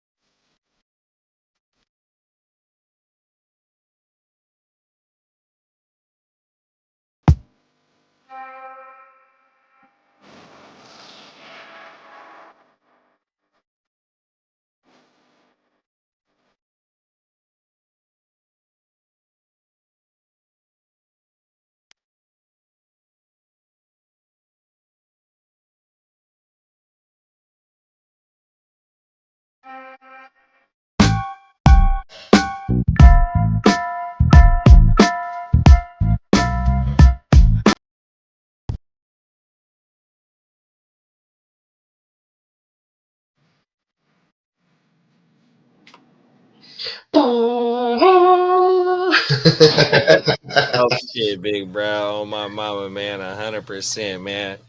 Yeah, that was a cool little. I ran that. I was like, what do I do for a commercial? I was like, let me just take a screen recording of me scrolling through the website. Put in some cool transitions and some background music. Oh, there we go. All right. There you go. Yeah, it works.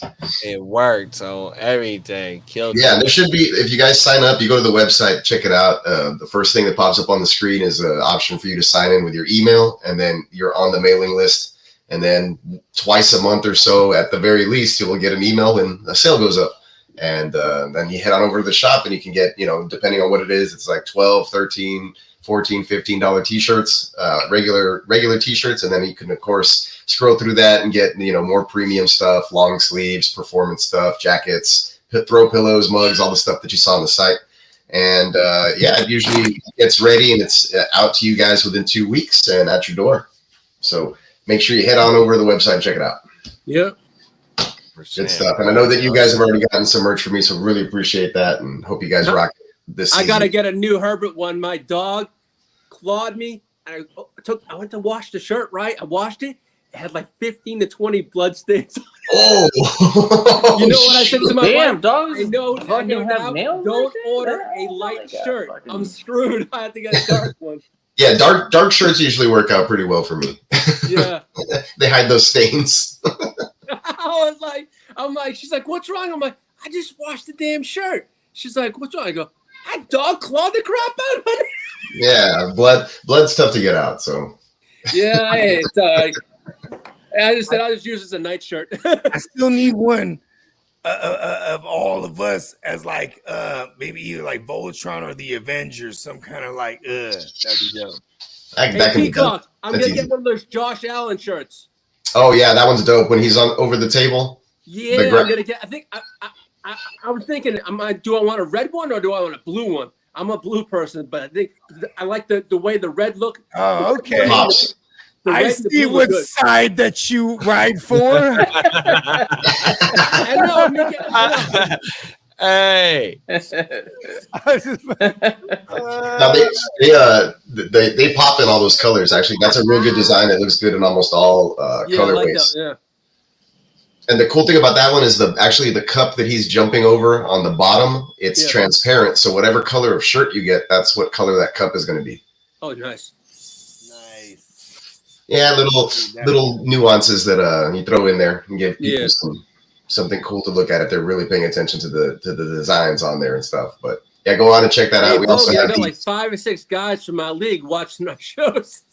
Yeah, man, shout out to them, bro. Yeah, shout out to Lee's league mates. Yeah.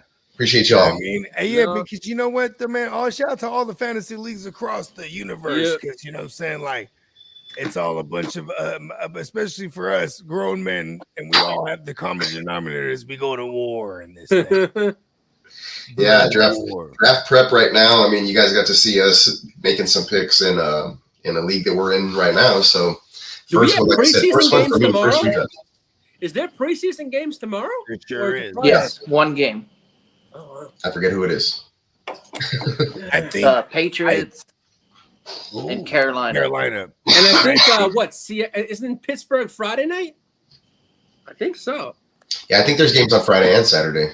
There's one game on Friday, and then there's like 3 on Saturday, or maybe 6 on Saturday. Yeah. Not everybody's playing this week. That's crazy. No. None of the quarterbacks are playing either. Well, because teams only play, I think, a total of 3. Oh. Yeah, the Texans are going to play their starters for probably like a series or 2. Yeah, and the Chiefs are playing their starters for 1 quarter. Yeah. Are we looking at Damian Pierce? Yeah, we're probably looking at Damian Pierce with Damian Pierce. Man. Joe Mixon out. No one's saying his name anymore. What's up, bruh? If you want to know the skinny, the last I heard from Coach Ryan's on Damian is that we're going to get to see him obviously this preseason game.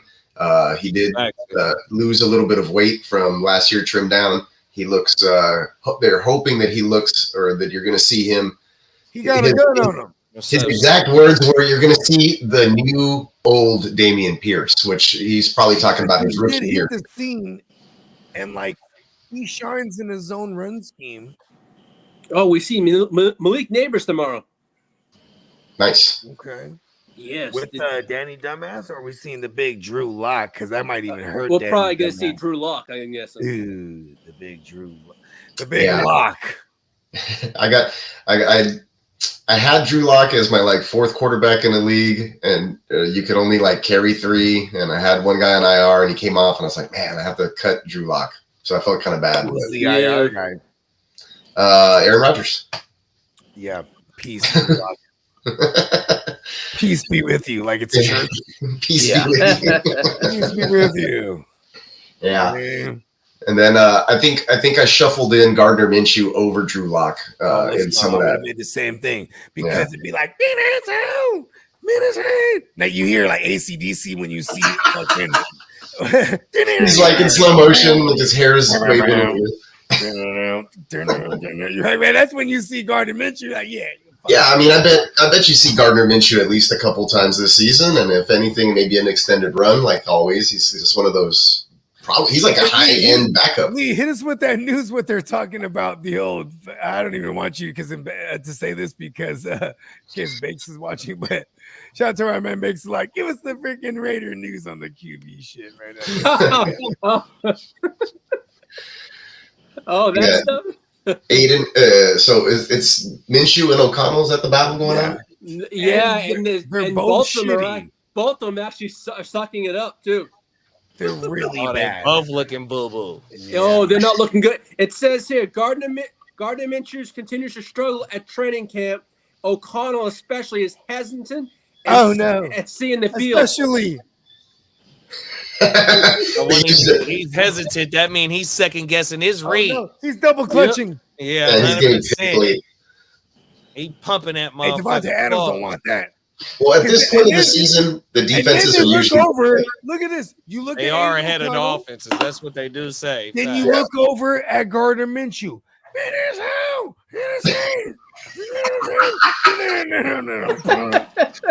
like a Walkman on or something. It's a legit like cassette Walkman from the 80s. Right onto his the yellow belt. The yellow on the Sony, or whatever. Oh, with the headphone, everything. Hey, Bogey. Stuck to his belt.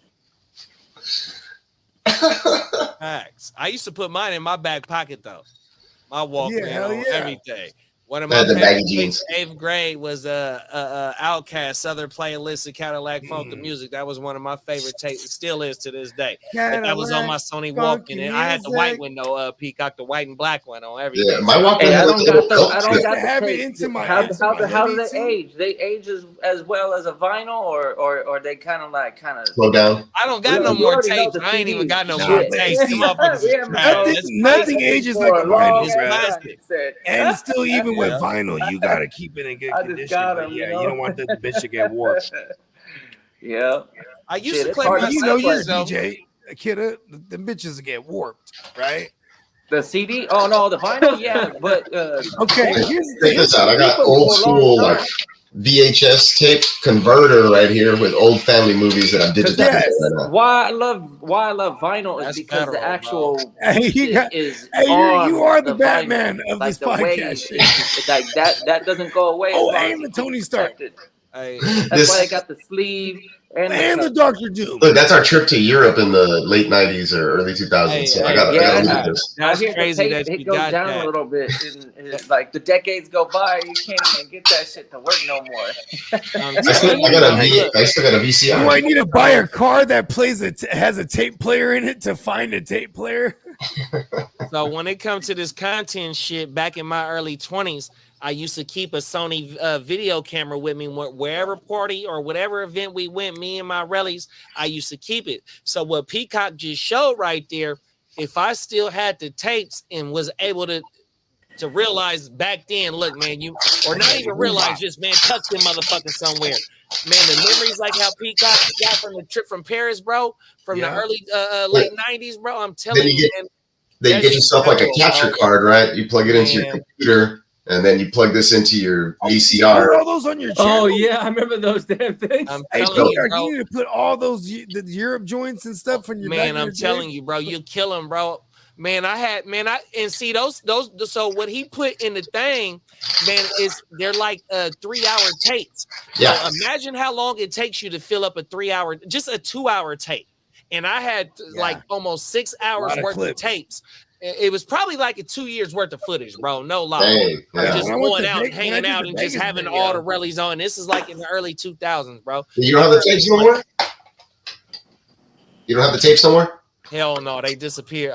So I'm gonna keep 100, bro. So it was one of my older rallies that's out here. They was doing the same thing, and this is after Trill TV came out. So what we was gonna do was combine our footage to try and make it Sacramento-like type shit. But my dumb ass end up giving them the tapes instead of me getting they tapes.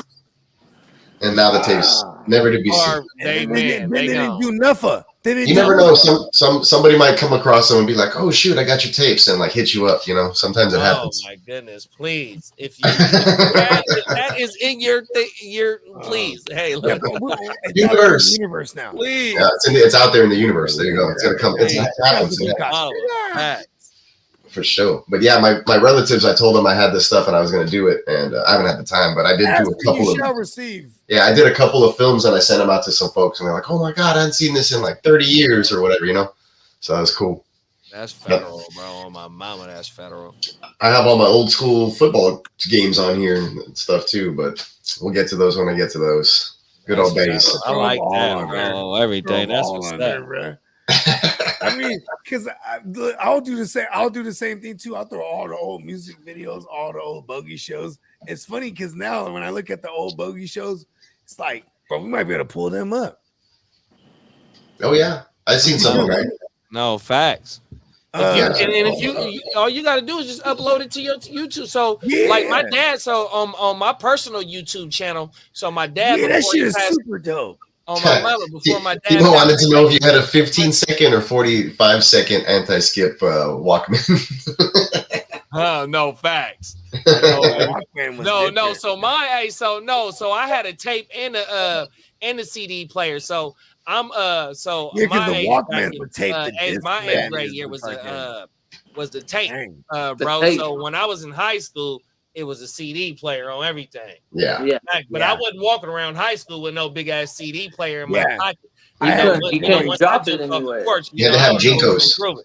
Yeah, they have I Jinkos. would have it like we had the earpieces already by that point in the early 2000s. Yeah. Once it wrap around, right, and go in.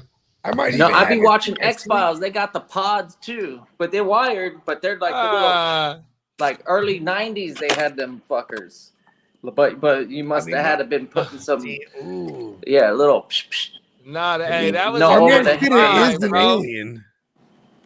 Hey, Tino said that was a flex. No, that was in 1995, big bro. It was '95, yeah. When you Hey, had I'm the little ones 43, came bro, out, and you on my just mama. throw them in there, kind of like the AirPods with the wire. That Yep. motherfucker was like a $40 joint. Yeah, when the whole Walkman cost $40 back then.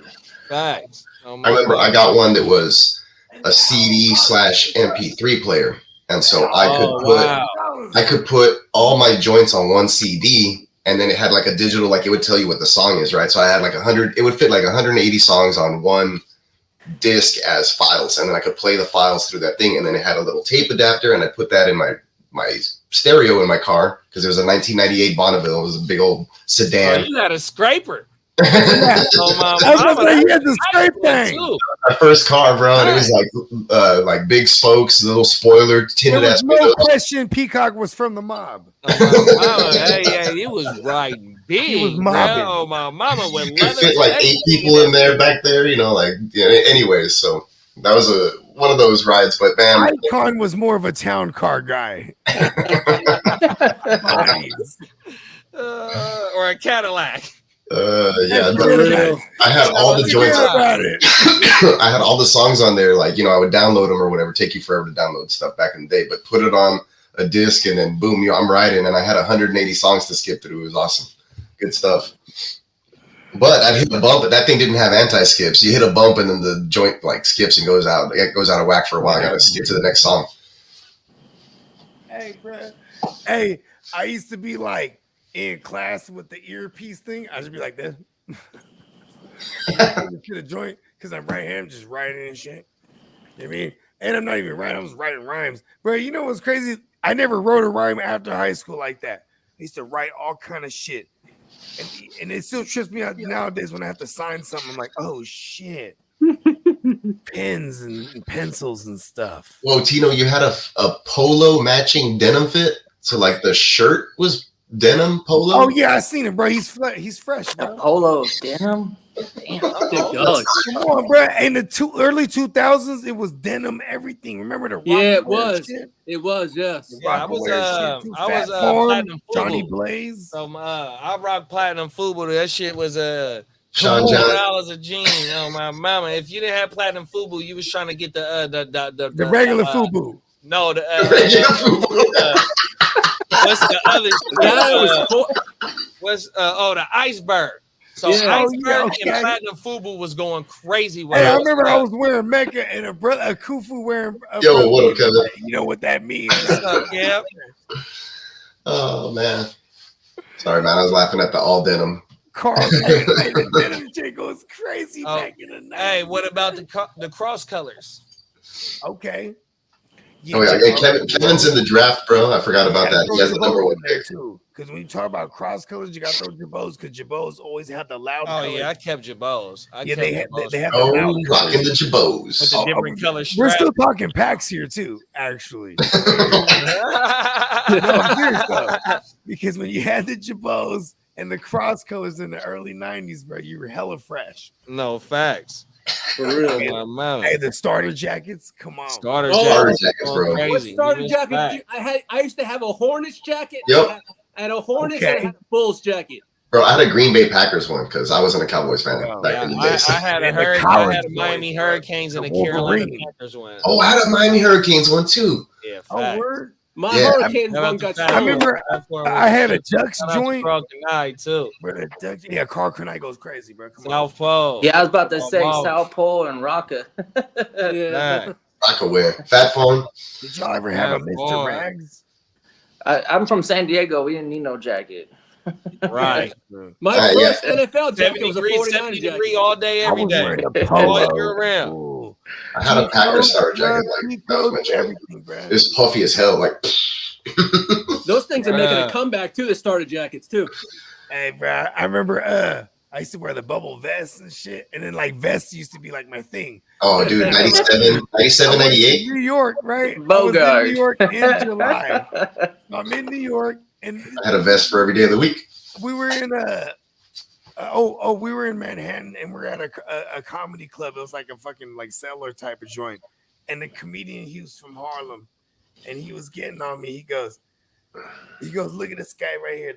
He's the guy. He looks like a pimp. Look at everyone. Look at him. He's like, then he goes, look at all the women he's with. And I said, this is my family, right? This is my lady.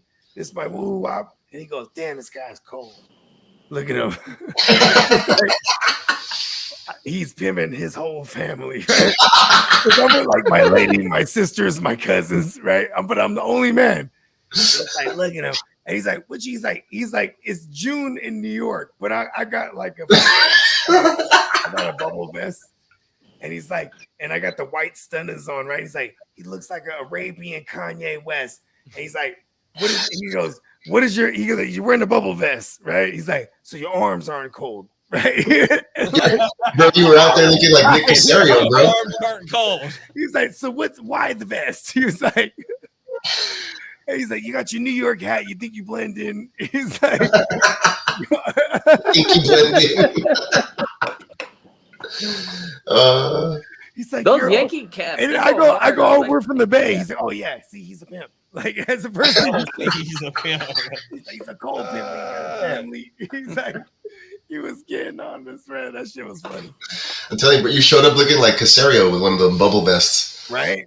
That guy's always wearing. He was wearing a vest today, and he was wearing tights, like 3/4 tights or whatever, like sport tights, right? But with shorts over. And then like a long sleeve, like Under Armour all the way down, right? But then he had one of them fucking vests, like always. Oh, bro, because his arms weren't cold. See that? Casario has hot arms. Because his arms weren't cold. You see? Dude, check him out. Like I swear, every time you see him, he's wearing. It's Houston, bro. It's humid. Like there ain't no reason to be wearing a vest ever. Well, Terry Bogard, you gotta exactly fill him in on why. That's exactly why the vest is in there too. And I'm Bogarty McFly. You know what I mean? But damn, you hit it on the head. Terry Bogard, who's actually gonna make his debut in Street Fighter 6. Come November. I think it's November if I'm not mistaken. Are you freaking the next Assassin's Creed's gonna get released in November also. The Shadows. It's gonna be in like Japan. Your Shinobi. Oh, word! Yep. We're gonna do flips and shoot hella fucking ninja stars. Yo, very difficult. I have yet to play the new Maddens or anything like that. I haven't done that. I don't know. I feel like they're all the same. So yeah, bro, I gotta get. You know why? Because I always get my ass kicked. I just seen somebody on a World Star where the little boy was crying because he got whooped on college 157-0. He was mad at him. Oh man, that was me, bro. That's brutal. You just plug it right there, you know, like just ran it up on a quarter game. What the fuck? just turn the console off. Kevin said he had the Sean John jeans, no Diddy though. That bad. Hey, listen, I'm from San Jose, so we rocked Sean John shit because it was like the SJ little logo thing was like fly. You know what I mean? Yeah, it was popular. No Diddy. I remember. Clarify. What happened, baby? That's crazy how that's what it's saying now. No Diddy. I guess just to try to come full circle, there's some teams that we didn't talk about that I guess are ugly stacks, like Geno Smith and DK, George Pickens and whoever the quarterback's going to be out there for the Steelers, George Pickens and Russell Wilson. So those are all attainable, I guess, if you want to roll that way, but I don't see a lot of value other than maybe Geno if he bounces back to form. I got another super duper affordable stackola. This is a special here, everybody. It's just for now. It's on sale. It's the Tampa Bay triple stack in and out Baker. Special. Yeah, that was gonna drop that shit too. The Godwin and the Evans. The Evans, the Godwin, and the Baker in that order. We're back on the Baker thing. You think he's good again? You can even go get the Rashad White, the Baker, and one of the wide receivers. And if Ayuk was gonna go anywhere, he could fucking fill in a nice spot in Tampa Bay, and that team would be real nasty. Nasty. And buddy, I can't remember his name, the OC, but he was the OC for the 2 years where we had the 21 and 22. He was at least if he wasn't the OC, at least he was the staff. I know he was the OC for 2022. But under Sean McVay, when they had Baker in 2022, let's go. Liam Cohen. Yes, there it is. Big Liam. That's a call damn Liam right now. Like that. That's the hire. Yeah, Bucks hire OC Liam Cohen. Yes. Never heard of her. The Bucks tag, bro. He was a part of the Triple Crown year for the Rams with Cooper Kupp. Cooper Kupp. Oh, is that right? He says. Yeah, when he got it in receiving yards, touchdowns, and receptions. And he said too this year, he says, I want to use Chris Godwin, a Bogart who has Godwin in his name. He actually said that. He says, I will use him like Cooper Kupp. Godwin in his name. I would use. I mean, if they can do that, that'd be great. Like Cooper Kupp. Let's see what happens. Let's go. Yeah, I got a lot of Godwin. I picked up Godwin. I know I dropped it earlier, but I picked out of the 9th spot, and I'll go up into the 12th round, so I don't drop any names that might affect your guys' draft. But at this point, we're like, it's similar to a lot of your guys' picks. I had the same type of thought process. Just let me bring this shit up and figure out how to actually grab it. Give me the loop. Yeah, Tampa Bay. So the faith is there. Baker all the way back. I mean, okay. Evans has just done it. He's consistent. Time machine, Peacock. This time last year, I was saying that same shit about Baker, right? Well, if you go back 2 years, remember you were like, yeah, Baker. And then I was like, no. Last year, we set the settings for the time machine jump. Not 2 years. All right. Last year. So drafting out of the 9th spot. Hey, man, come on. I had the same position as you, Bogey, but I was fortunate enough to get Breece Hall at 109. Okay. To give you guys some super flex talk. This is no, that's not super flex. Single QB. What platform are we on? It's called Drafters. Oh yeah, let's go. Drafters, give me money. And we had 17 receivers. Yep. Yeah, we had 17 receivers go in the first 24 picks. Oh so shit.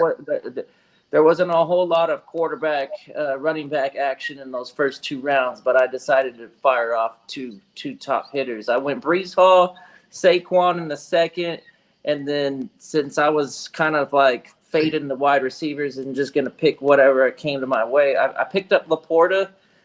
Kelsey had already went, so I went Laporta, 2 picks after Kelsey, and then my first receiver off the board in the 4th was Michael Pittman. Big bong. And then we were talking about Chris Godwin. I said, this was he has Godwin in his name. Yeah, this was a wide receiver heavy draft. So by the time I got to the 5th round, I felt like Godwin was a grab right there. I had to take him.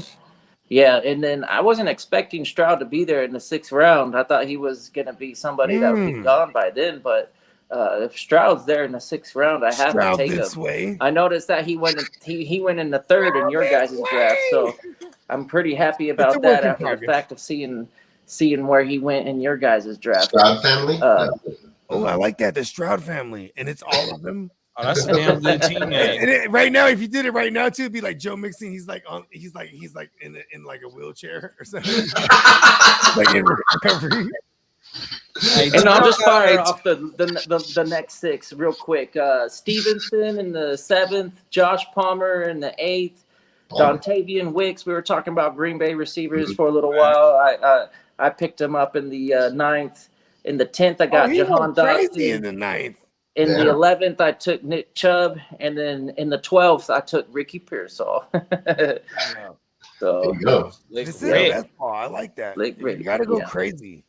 You are a best ball champion too. For those that don't know, that's part of the for those that resume. don't know. I remember that. Talk about it, bro. Talk your shit, man. Let them know, man. One more time, man. You is the best ball champion, big bro. Yeah, you got the best balls. Hey, balls, but yeah, man. Hey, big balls. 100%. Hey, yo. Yeah, only one of my best ball teams even made the playoffs like that. I don't know, last year. It's crazy. I make the playoffs. Good stuff. I buy a lot of teams and I make a lot of playoffs. Go ahead, JD.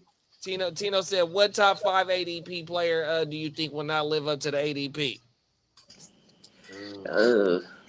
I hate to say it, but maybe. Hold on. Yeah, so we got, real quick, just for the rundown, right? We got CMC, CD, Breeze, Tyreek, Breeze. Yeah. Who's the this fifth? What I got right here on Chase? No. Bijan. Bijan. Right here. Yeah, Bijan. So we got word. So this people. Single Single QB talk.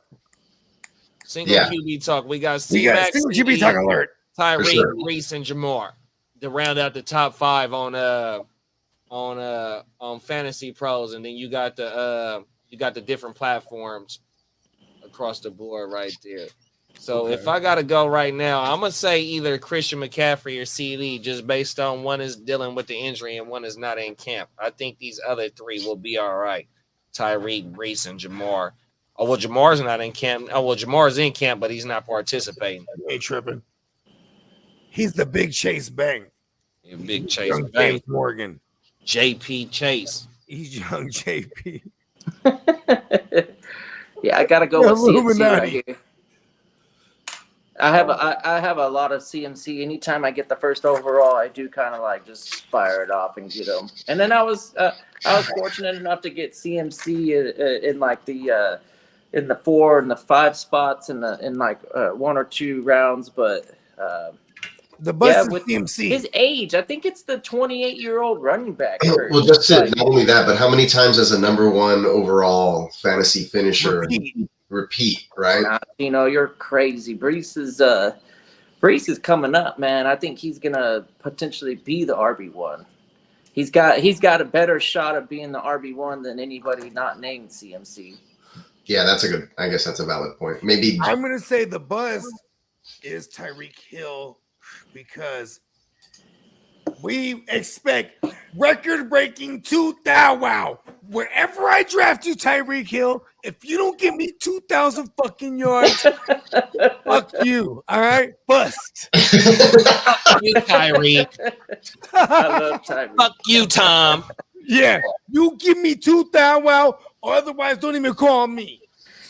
You just got extended 90 fucking million, man. Yeah. Come on. Then let's get to 2,000. He's always pacing. Now we need you to be the first. He's always pacing.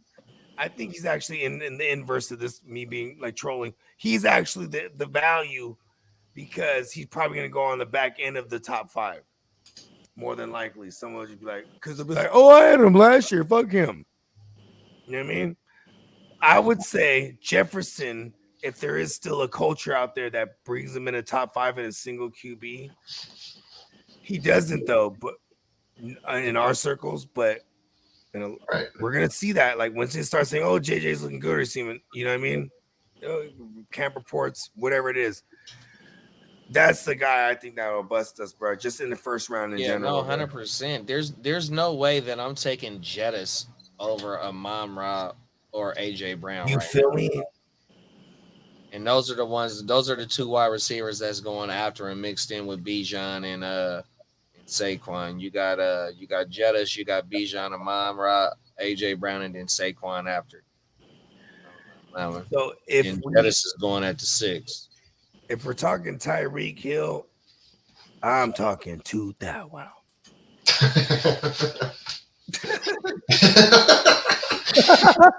I don't know if he'll do that, but I'm just saying I hold a high standard for our man the freak.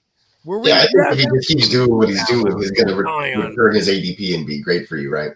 So I don't think he'll. Yeah, I think it would be CMC just based off of the fact that being repeating as the number one. You know, just that, and then he's already dealing with the injury. So and like they might want to like, you know, slowly bring him back. Ease his workload. I don't. To me, in my opinion, it wouldn't be the fear factor of the number one running back repeating. I think it's the more of the injury issue and it lingering, because in that system that they run, I think it's so friendly for him. And then we seen with, you know, when he was coming with that record last year of the you know, consecutive games touchdown score, they forced it upon him to get that to tie that record 100%, bro. So if that motherfucker's approaching anything, any type of anything going into this, or, you know, going towards the end of this year of any type of record breaking, and now here it is now that if you're trading Ayuk and you're not getting no type of receiver running, whatever, no type of playmaker on offense back, but maybe you're getting a defense, I mean, an offense alignment, whatever the player you're getting back is not a weapon, a little bit more about to fall on C-Mac, whether we like it or not, 100%. And here it is now that we see this calf injury, and whatever receiver you're going to draw back right now, if it's not Amari Cooper, you're not going to get instant production right off the rip. It's going to be a little bit of a growing pain. So I think that fucking McCaffrey, bro, you know, even though I got him that he might be he could, you know, bust at right now because of the injury, but it looks like his usage might not go down because of them trading of fucking Ayuk, bro. I got one. What's the ceiling for Kirk Cousins, you think, just like on paper, in that offense? Ceiling for Kirk?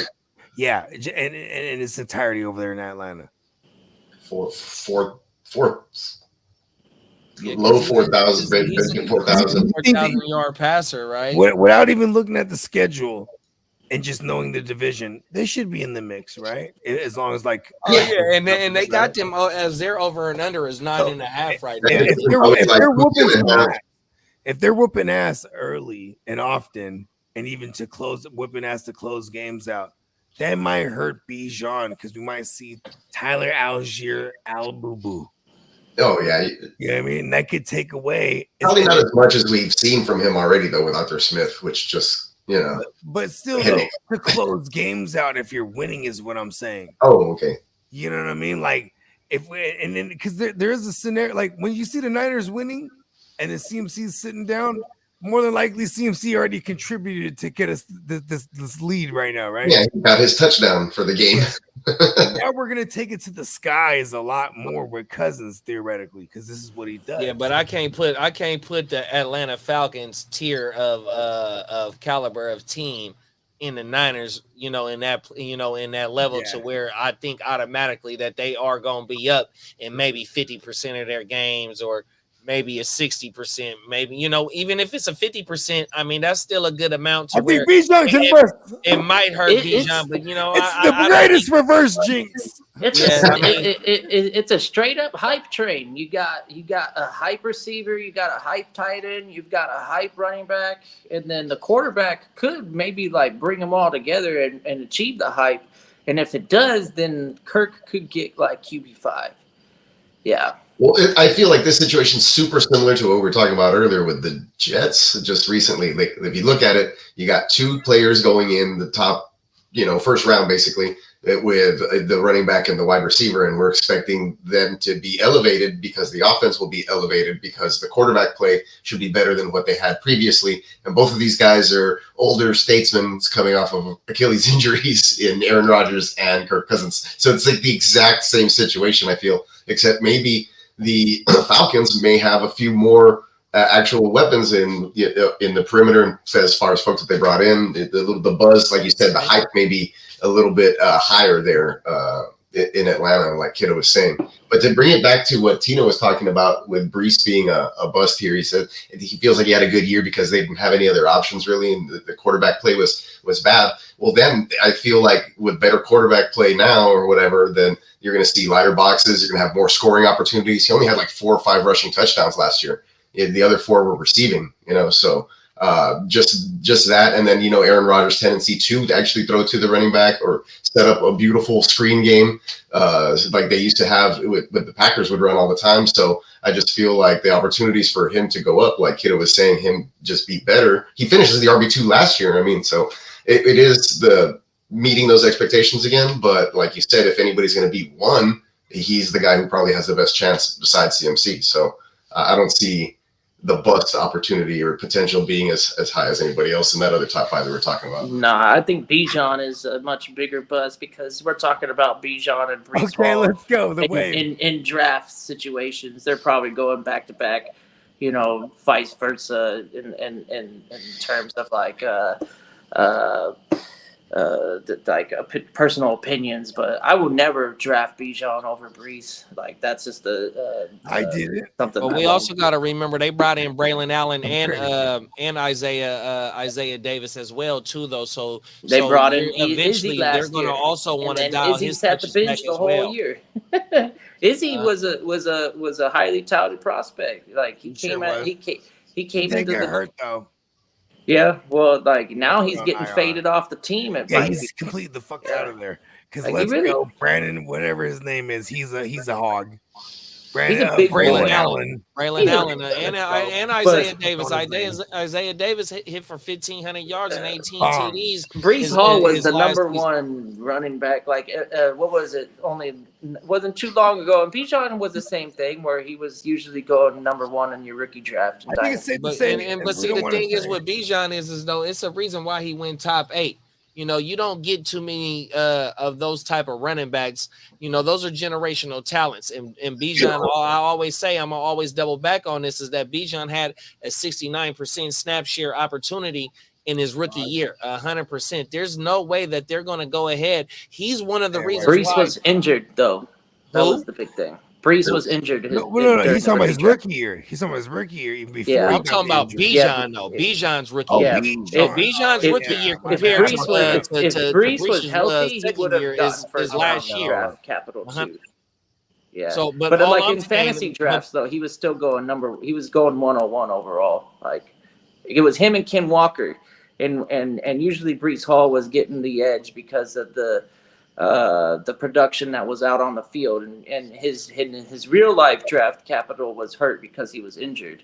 He had that torn knee, but he recovered already and proved himself that I was worth that 101 fantasy pick. And then the Jets kind of squeezed a lot of value out of that second round. The juices. They were the 28th. I'm going to say this. They didn't have to go 108. Because I always say this. They were the 28th ranked. They were able to get a Jermaine Johnson, I think, in that same year. I think they used Jermaine Johnson as their first round pick that season, and he's going to turn into a nice piece too. Yeah. I mean, he's going into year 3 now. Yeah. He's giving me Jermaine Jackson vibes. I know Jermaine Johnson. That's not good for me because I don't even know who Jermaine Jackson is. It's a Jackson vibe. Michael Jackson's brother. It might exactly. Shit. I mean, there's the reason why they kept rotating. They even brought in my man Hassan Reddick. You know what I mean? Oh, that's for you. I think you might be confusing Will McDonald and Jermaine Johnson. No. But Jermaine Johnson was an outside. He was more predicated on they can get him off the edge, and now they relegated him to a linebacker solely now. So he's depth now, if you ask me. No, he's got defensive lineman status, at least in the IDP leagues that we play. So I think they relegated him to LB only now in sleeper, even because Saleh came out and was like, boom, he laid down the hammer. Yeah, I saw recently that had Saleh on one of the worst coaches in the league. I'm mad at Saleh. I hate him too. I miss fucking Demeeks, bruh. He's still listed as a defensive lineman. Okay, so I have him starting in my DL slot. Jermaine Johnson. New York Jets on that list. Oh shit, they got him as a dual still. Okay, I fucked that up. Dennis have that stricken from the record. Yeah. 2024, 5 worst NFL coaches. Brian Dable, number 5. Yeah, have you guys got a glimpse of him on any of the Hard Knocks? He's just like not likable. He seems like a know-it-all, like dick. Anyway, is he like what nationality is Brett? Who? Dable? Saleh. Oh, Saleh? Yeah, he's mixed for sure. I don't know. And then the next one is the Bears coach Matt Eberflus. Ugh. And Dennis Allen's number 3 from the Saints. You know what, Matt? Robert Saleh, the Jets. Let's see if they tell us what nationality he is. I think people won't know this, but Matt Eberflus, for me, his claim to fame should be that he's beat Mahomes like 3 times. And then they might have been in season always because Mahomes and them definitely did whoop Eberflus and Andrew Luck on the other side with Frank Reich within that 2018 year to go to the 2018 season in playoffs, at least I should say, to go to the Super Bowl and beat my Niners. The Saleh surname origin from genealogy. He's a Greek. Arabic? Oh, he's an Arabic. Okay, let's go. It's popular in Azerbaijan and England and Wales. Okay. But yeah, Allah. Arabic. He's doing it for Allah, Alaikum bro. salam. Assalamu alaikum. Yeah, Malaikum salam. All right. And the motherfucker, he's in there. He's on his team. He's like, listen, we're going to kill him for in the name of Allah. 100%. That's, hey, you know what? And I hate to do this right now, but I want to shout out one of my coworkers. I ain't going to name his name, but my dog, he's Palestinian. And so I ain't got no sides in that war. You know what I mean? But to know somebody that's Palestinian, this is the coolest motherfucker that I done met. My cousin right now, he worked with him too, man. That motherfucker, the coolest motherfucker. So yeah, we love all life, man. So shout out to all the motherfucking Middle East, 100%, bro. The surname Saleh is of Arabic origin and is derived from the Arabic word salih, which means virtuous or righteous. That's right. Common surname among Muslims.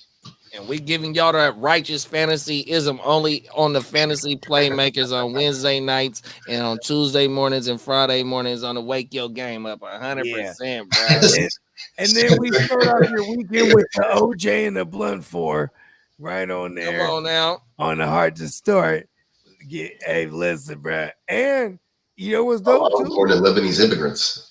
I think I heard one time from the mighty Peacock. He was like, "We're bringing a Houston huddle back too." Oh yeah, yeah, for sure. I forgot about that. We're definitely doing that. We'll pick a night. Yeah, when nobody's busy. Tuesdays work for me. I can probably do Tuesdays or something. Chef it, because that would be right after the weekend happened, right? Yeah, for sure. And that's when all the good news is happening, practice, and then we got Shell, Thursday night games, whatever. Yeah, so we can rock that. You can get Thursdays too, because it's not even Wednesdays too. Because remember before when we were doing Playmakers on Wednesday? Oh yeah, we do that one before, and then we do Playmakers.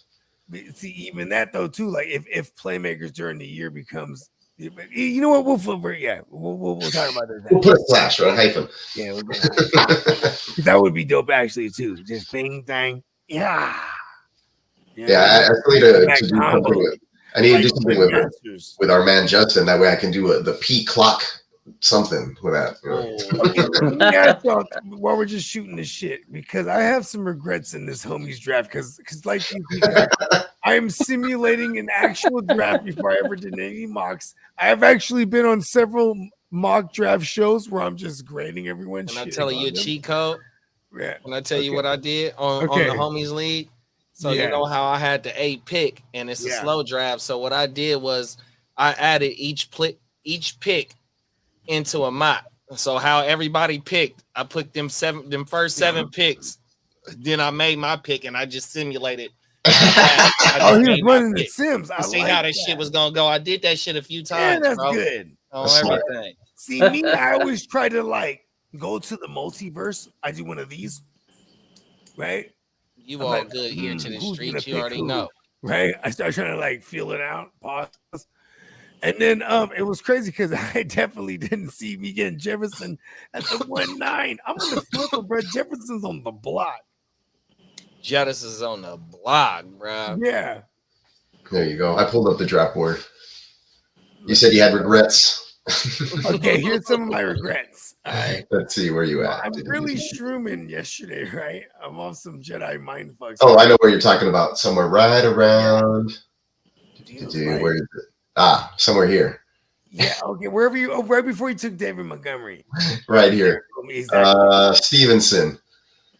Yeah, so I knew I liked Stevenson, but I probably could have waited because, but still though, you know what? In my version, I take Stevenson because I'm thinking, all right, Kincaid's gonna fall back to me. Then here's the thought. Now I am like already fully traveling the universe. It's funny because I was going to take Kincaid at my turn at the end. Like I can feel it in the cosmos. Right? Like he's on the top of my queue. Like he's ready to roll. I'm going to draft him. And then I glance at the joint, and you get the David Montgomery Swift pack. And then I forget what clock does. Where we have it. It's Burrow. Yeah, boom, because he was, QBs were coming off. Then Kittle, and then I just see it immediately without no delay. I just take Zamir White because I'm like, he's like, oh, Kittle. He thought it was Kincaid. Yeah, I saw David Montgomery, so I was thinking Dalton Kincaid, David Montgomery. Then I see the George Kittle. Thinking tight ends. We're in a league with Gary Barnage. It's a paradox at this point. Like this is a complete paradox. Shout out to Gary Barnage too, and then and Corey, whatever his name is, he takes George Kittle, and I just take Zamir White. But then I go, oh shit, and I'm venting this to the hitman himself, our man Gem of the Icon, right, as well as just everyone who's just hitting me at that point last night. Gemo hits me on the drive. What he was doing tonight was a form of the drive. You know what I mean? He's just on the way home. It's the best, dude. Bogart sends me this big old long text, and he's like, "Oh man, that was a great pick. You took Kincaid and all this stuff." And I was like, "Oh, you saved me." And then I hit him back, probably 14 minutes later. I'm like, "Oh shit." So it turns out you took David Montgomery, as you know, and I'm in a paradox because we have a tight end in the league who finished tight end 1 overall at one point, and it was one of those ones, bro. It hurt because you could have taken him. No. Then I'm talking to the hitman, Gem the Icon himself, and he goes. He told me straight up, I'm going to take him, bro, if he falls to me. And he does. You did. Yeah, and I was expecting that. So I was like, wait, I'm going to grab Evan Ingram right now on the way back. And then he fucking takes Evan Ingram. Exactly. I was like, this guy took 2 tight ends. I said, you made me mad, then you made me even more mad. I had to take 2 tight ends. I ain't gonna He made me take Ferguson earlier. But he went like back to back. I mean, you did, but you did it late. He did it in round 6 and 7. While me and you are having our exchange this morning, right? Yeah. West Coast, Texas morning, right? Yeah. We go ahead and point out the fact that both of those guys have the same bye week. Yes, I did. I was like, well, he drafted 2 guys with the same bye week. And then he texts me out of like nowhere, like a couple of hours later, and he's like, damn, like, because I took the 2 QBs or whatever. And he's like, I told him about our conversation. Yeah, and then he was like, damn, he was like, I didn't look at the bye weeks. Yes. I was like, that's fine. But then I said, per source, Miles Peacock, you have 2 tight ends on the same bye week. Back to back on a ha-ha moment. And then Peacock had the aha moment. Aha! Yeah, I'll have you know. It was like he was having a haha moment, and then I had to kind of point that out. But that's still funny. That's the fun thing about drafting like this in a slow draft too. Actually, I'm so glad I was able to draft alongside a Guccini JD, and like we were both just doing our own thing without affecting each other for the most part. Oh my mama. For real though. Because we know each other very well. We've been sparred in the gym from day one. Man, I felt a lot of my picks fell to me, bro. 100%. It sure did. Oh my mama. And they made me mad too. Like, But shit, man, y'all wanna put a bow on this, or y'all wanna keep going for a minute, man? I ain't even tripping, to be honest, because the baby was trying to grab me up. Then my daughter grabbed her. I was like, yeah, boom, got her. My whole deal just got disconnected, but I'm back. Yeah. Well, I don't got much else to talk about, but I do got to get up in the morning. So I'm gonna personally get. If y'all gonna keep moving, man, it was good hanging with y'all tonight. And make sure everybody hits up the website. Yeah, check it out. But I'm gonna dip. Appreciate y'all. Much love. Catch you in the next one. Yeah, man. I think I'm let's do it. Yeah, 100%, man. Let them know, kiddo, what's going on, big bro. Oh, just be tapping in on the GWN network, Hard to Start, the Guru Nation. We got shit coming your way. We don't foresee ourselves losing any airing. We're gonna be adding hours to our network. So just keep tuning in and checking us out. The closer we get to the season, the more valuable all this stuff is gonna be for y'all. It's entertaining and it's useful. So choose us. The biggest bong. Yeah. Well, them is facts, bro. 100%. Bogey, take us out, big bro. Let them know what's going on, man. You got to check everything out that we got going on the GWN. Also, check out our major counterparts, which makes us a syndicate over there at the Hard to Start, and Miles Peacock, the Neon Peacock himself. You know what I'm saying? My bad. I didn't mean to put out your secret identity, Peacock. For those that didn't know, the Neon Peacock and Miles Peacock, they're the same. Check out Spencer Guru too. Shout out to the Guru Nation. He'll be back in effect. He's on the non-football injury list right now. He'll be back in full effect. And you know what I'm saying? And anywhere you consume your music, Bogart, scot-free, Spotify, Apple, all of it. Give me money. Boom. I'm gonna run the long one, bro. Let's go. Big pause. We'll see y'all Friday morning, man. 100%. One day in the wake up, man. We'll be right back. 100%, man.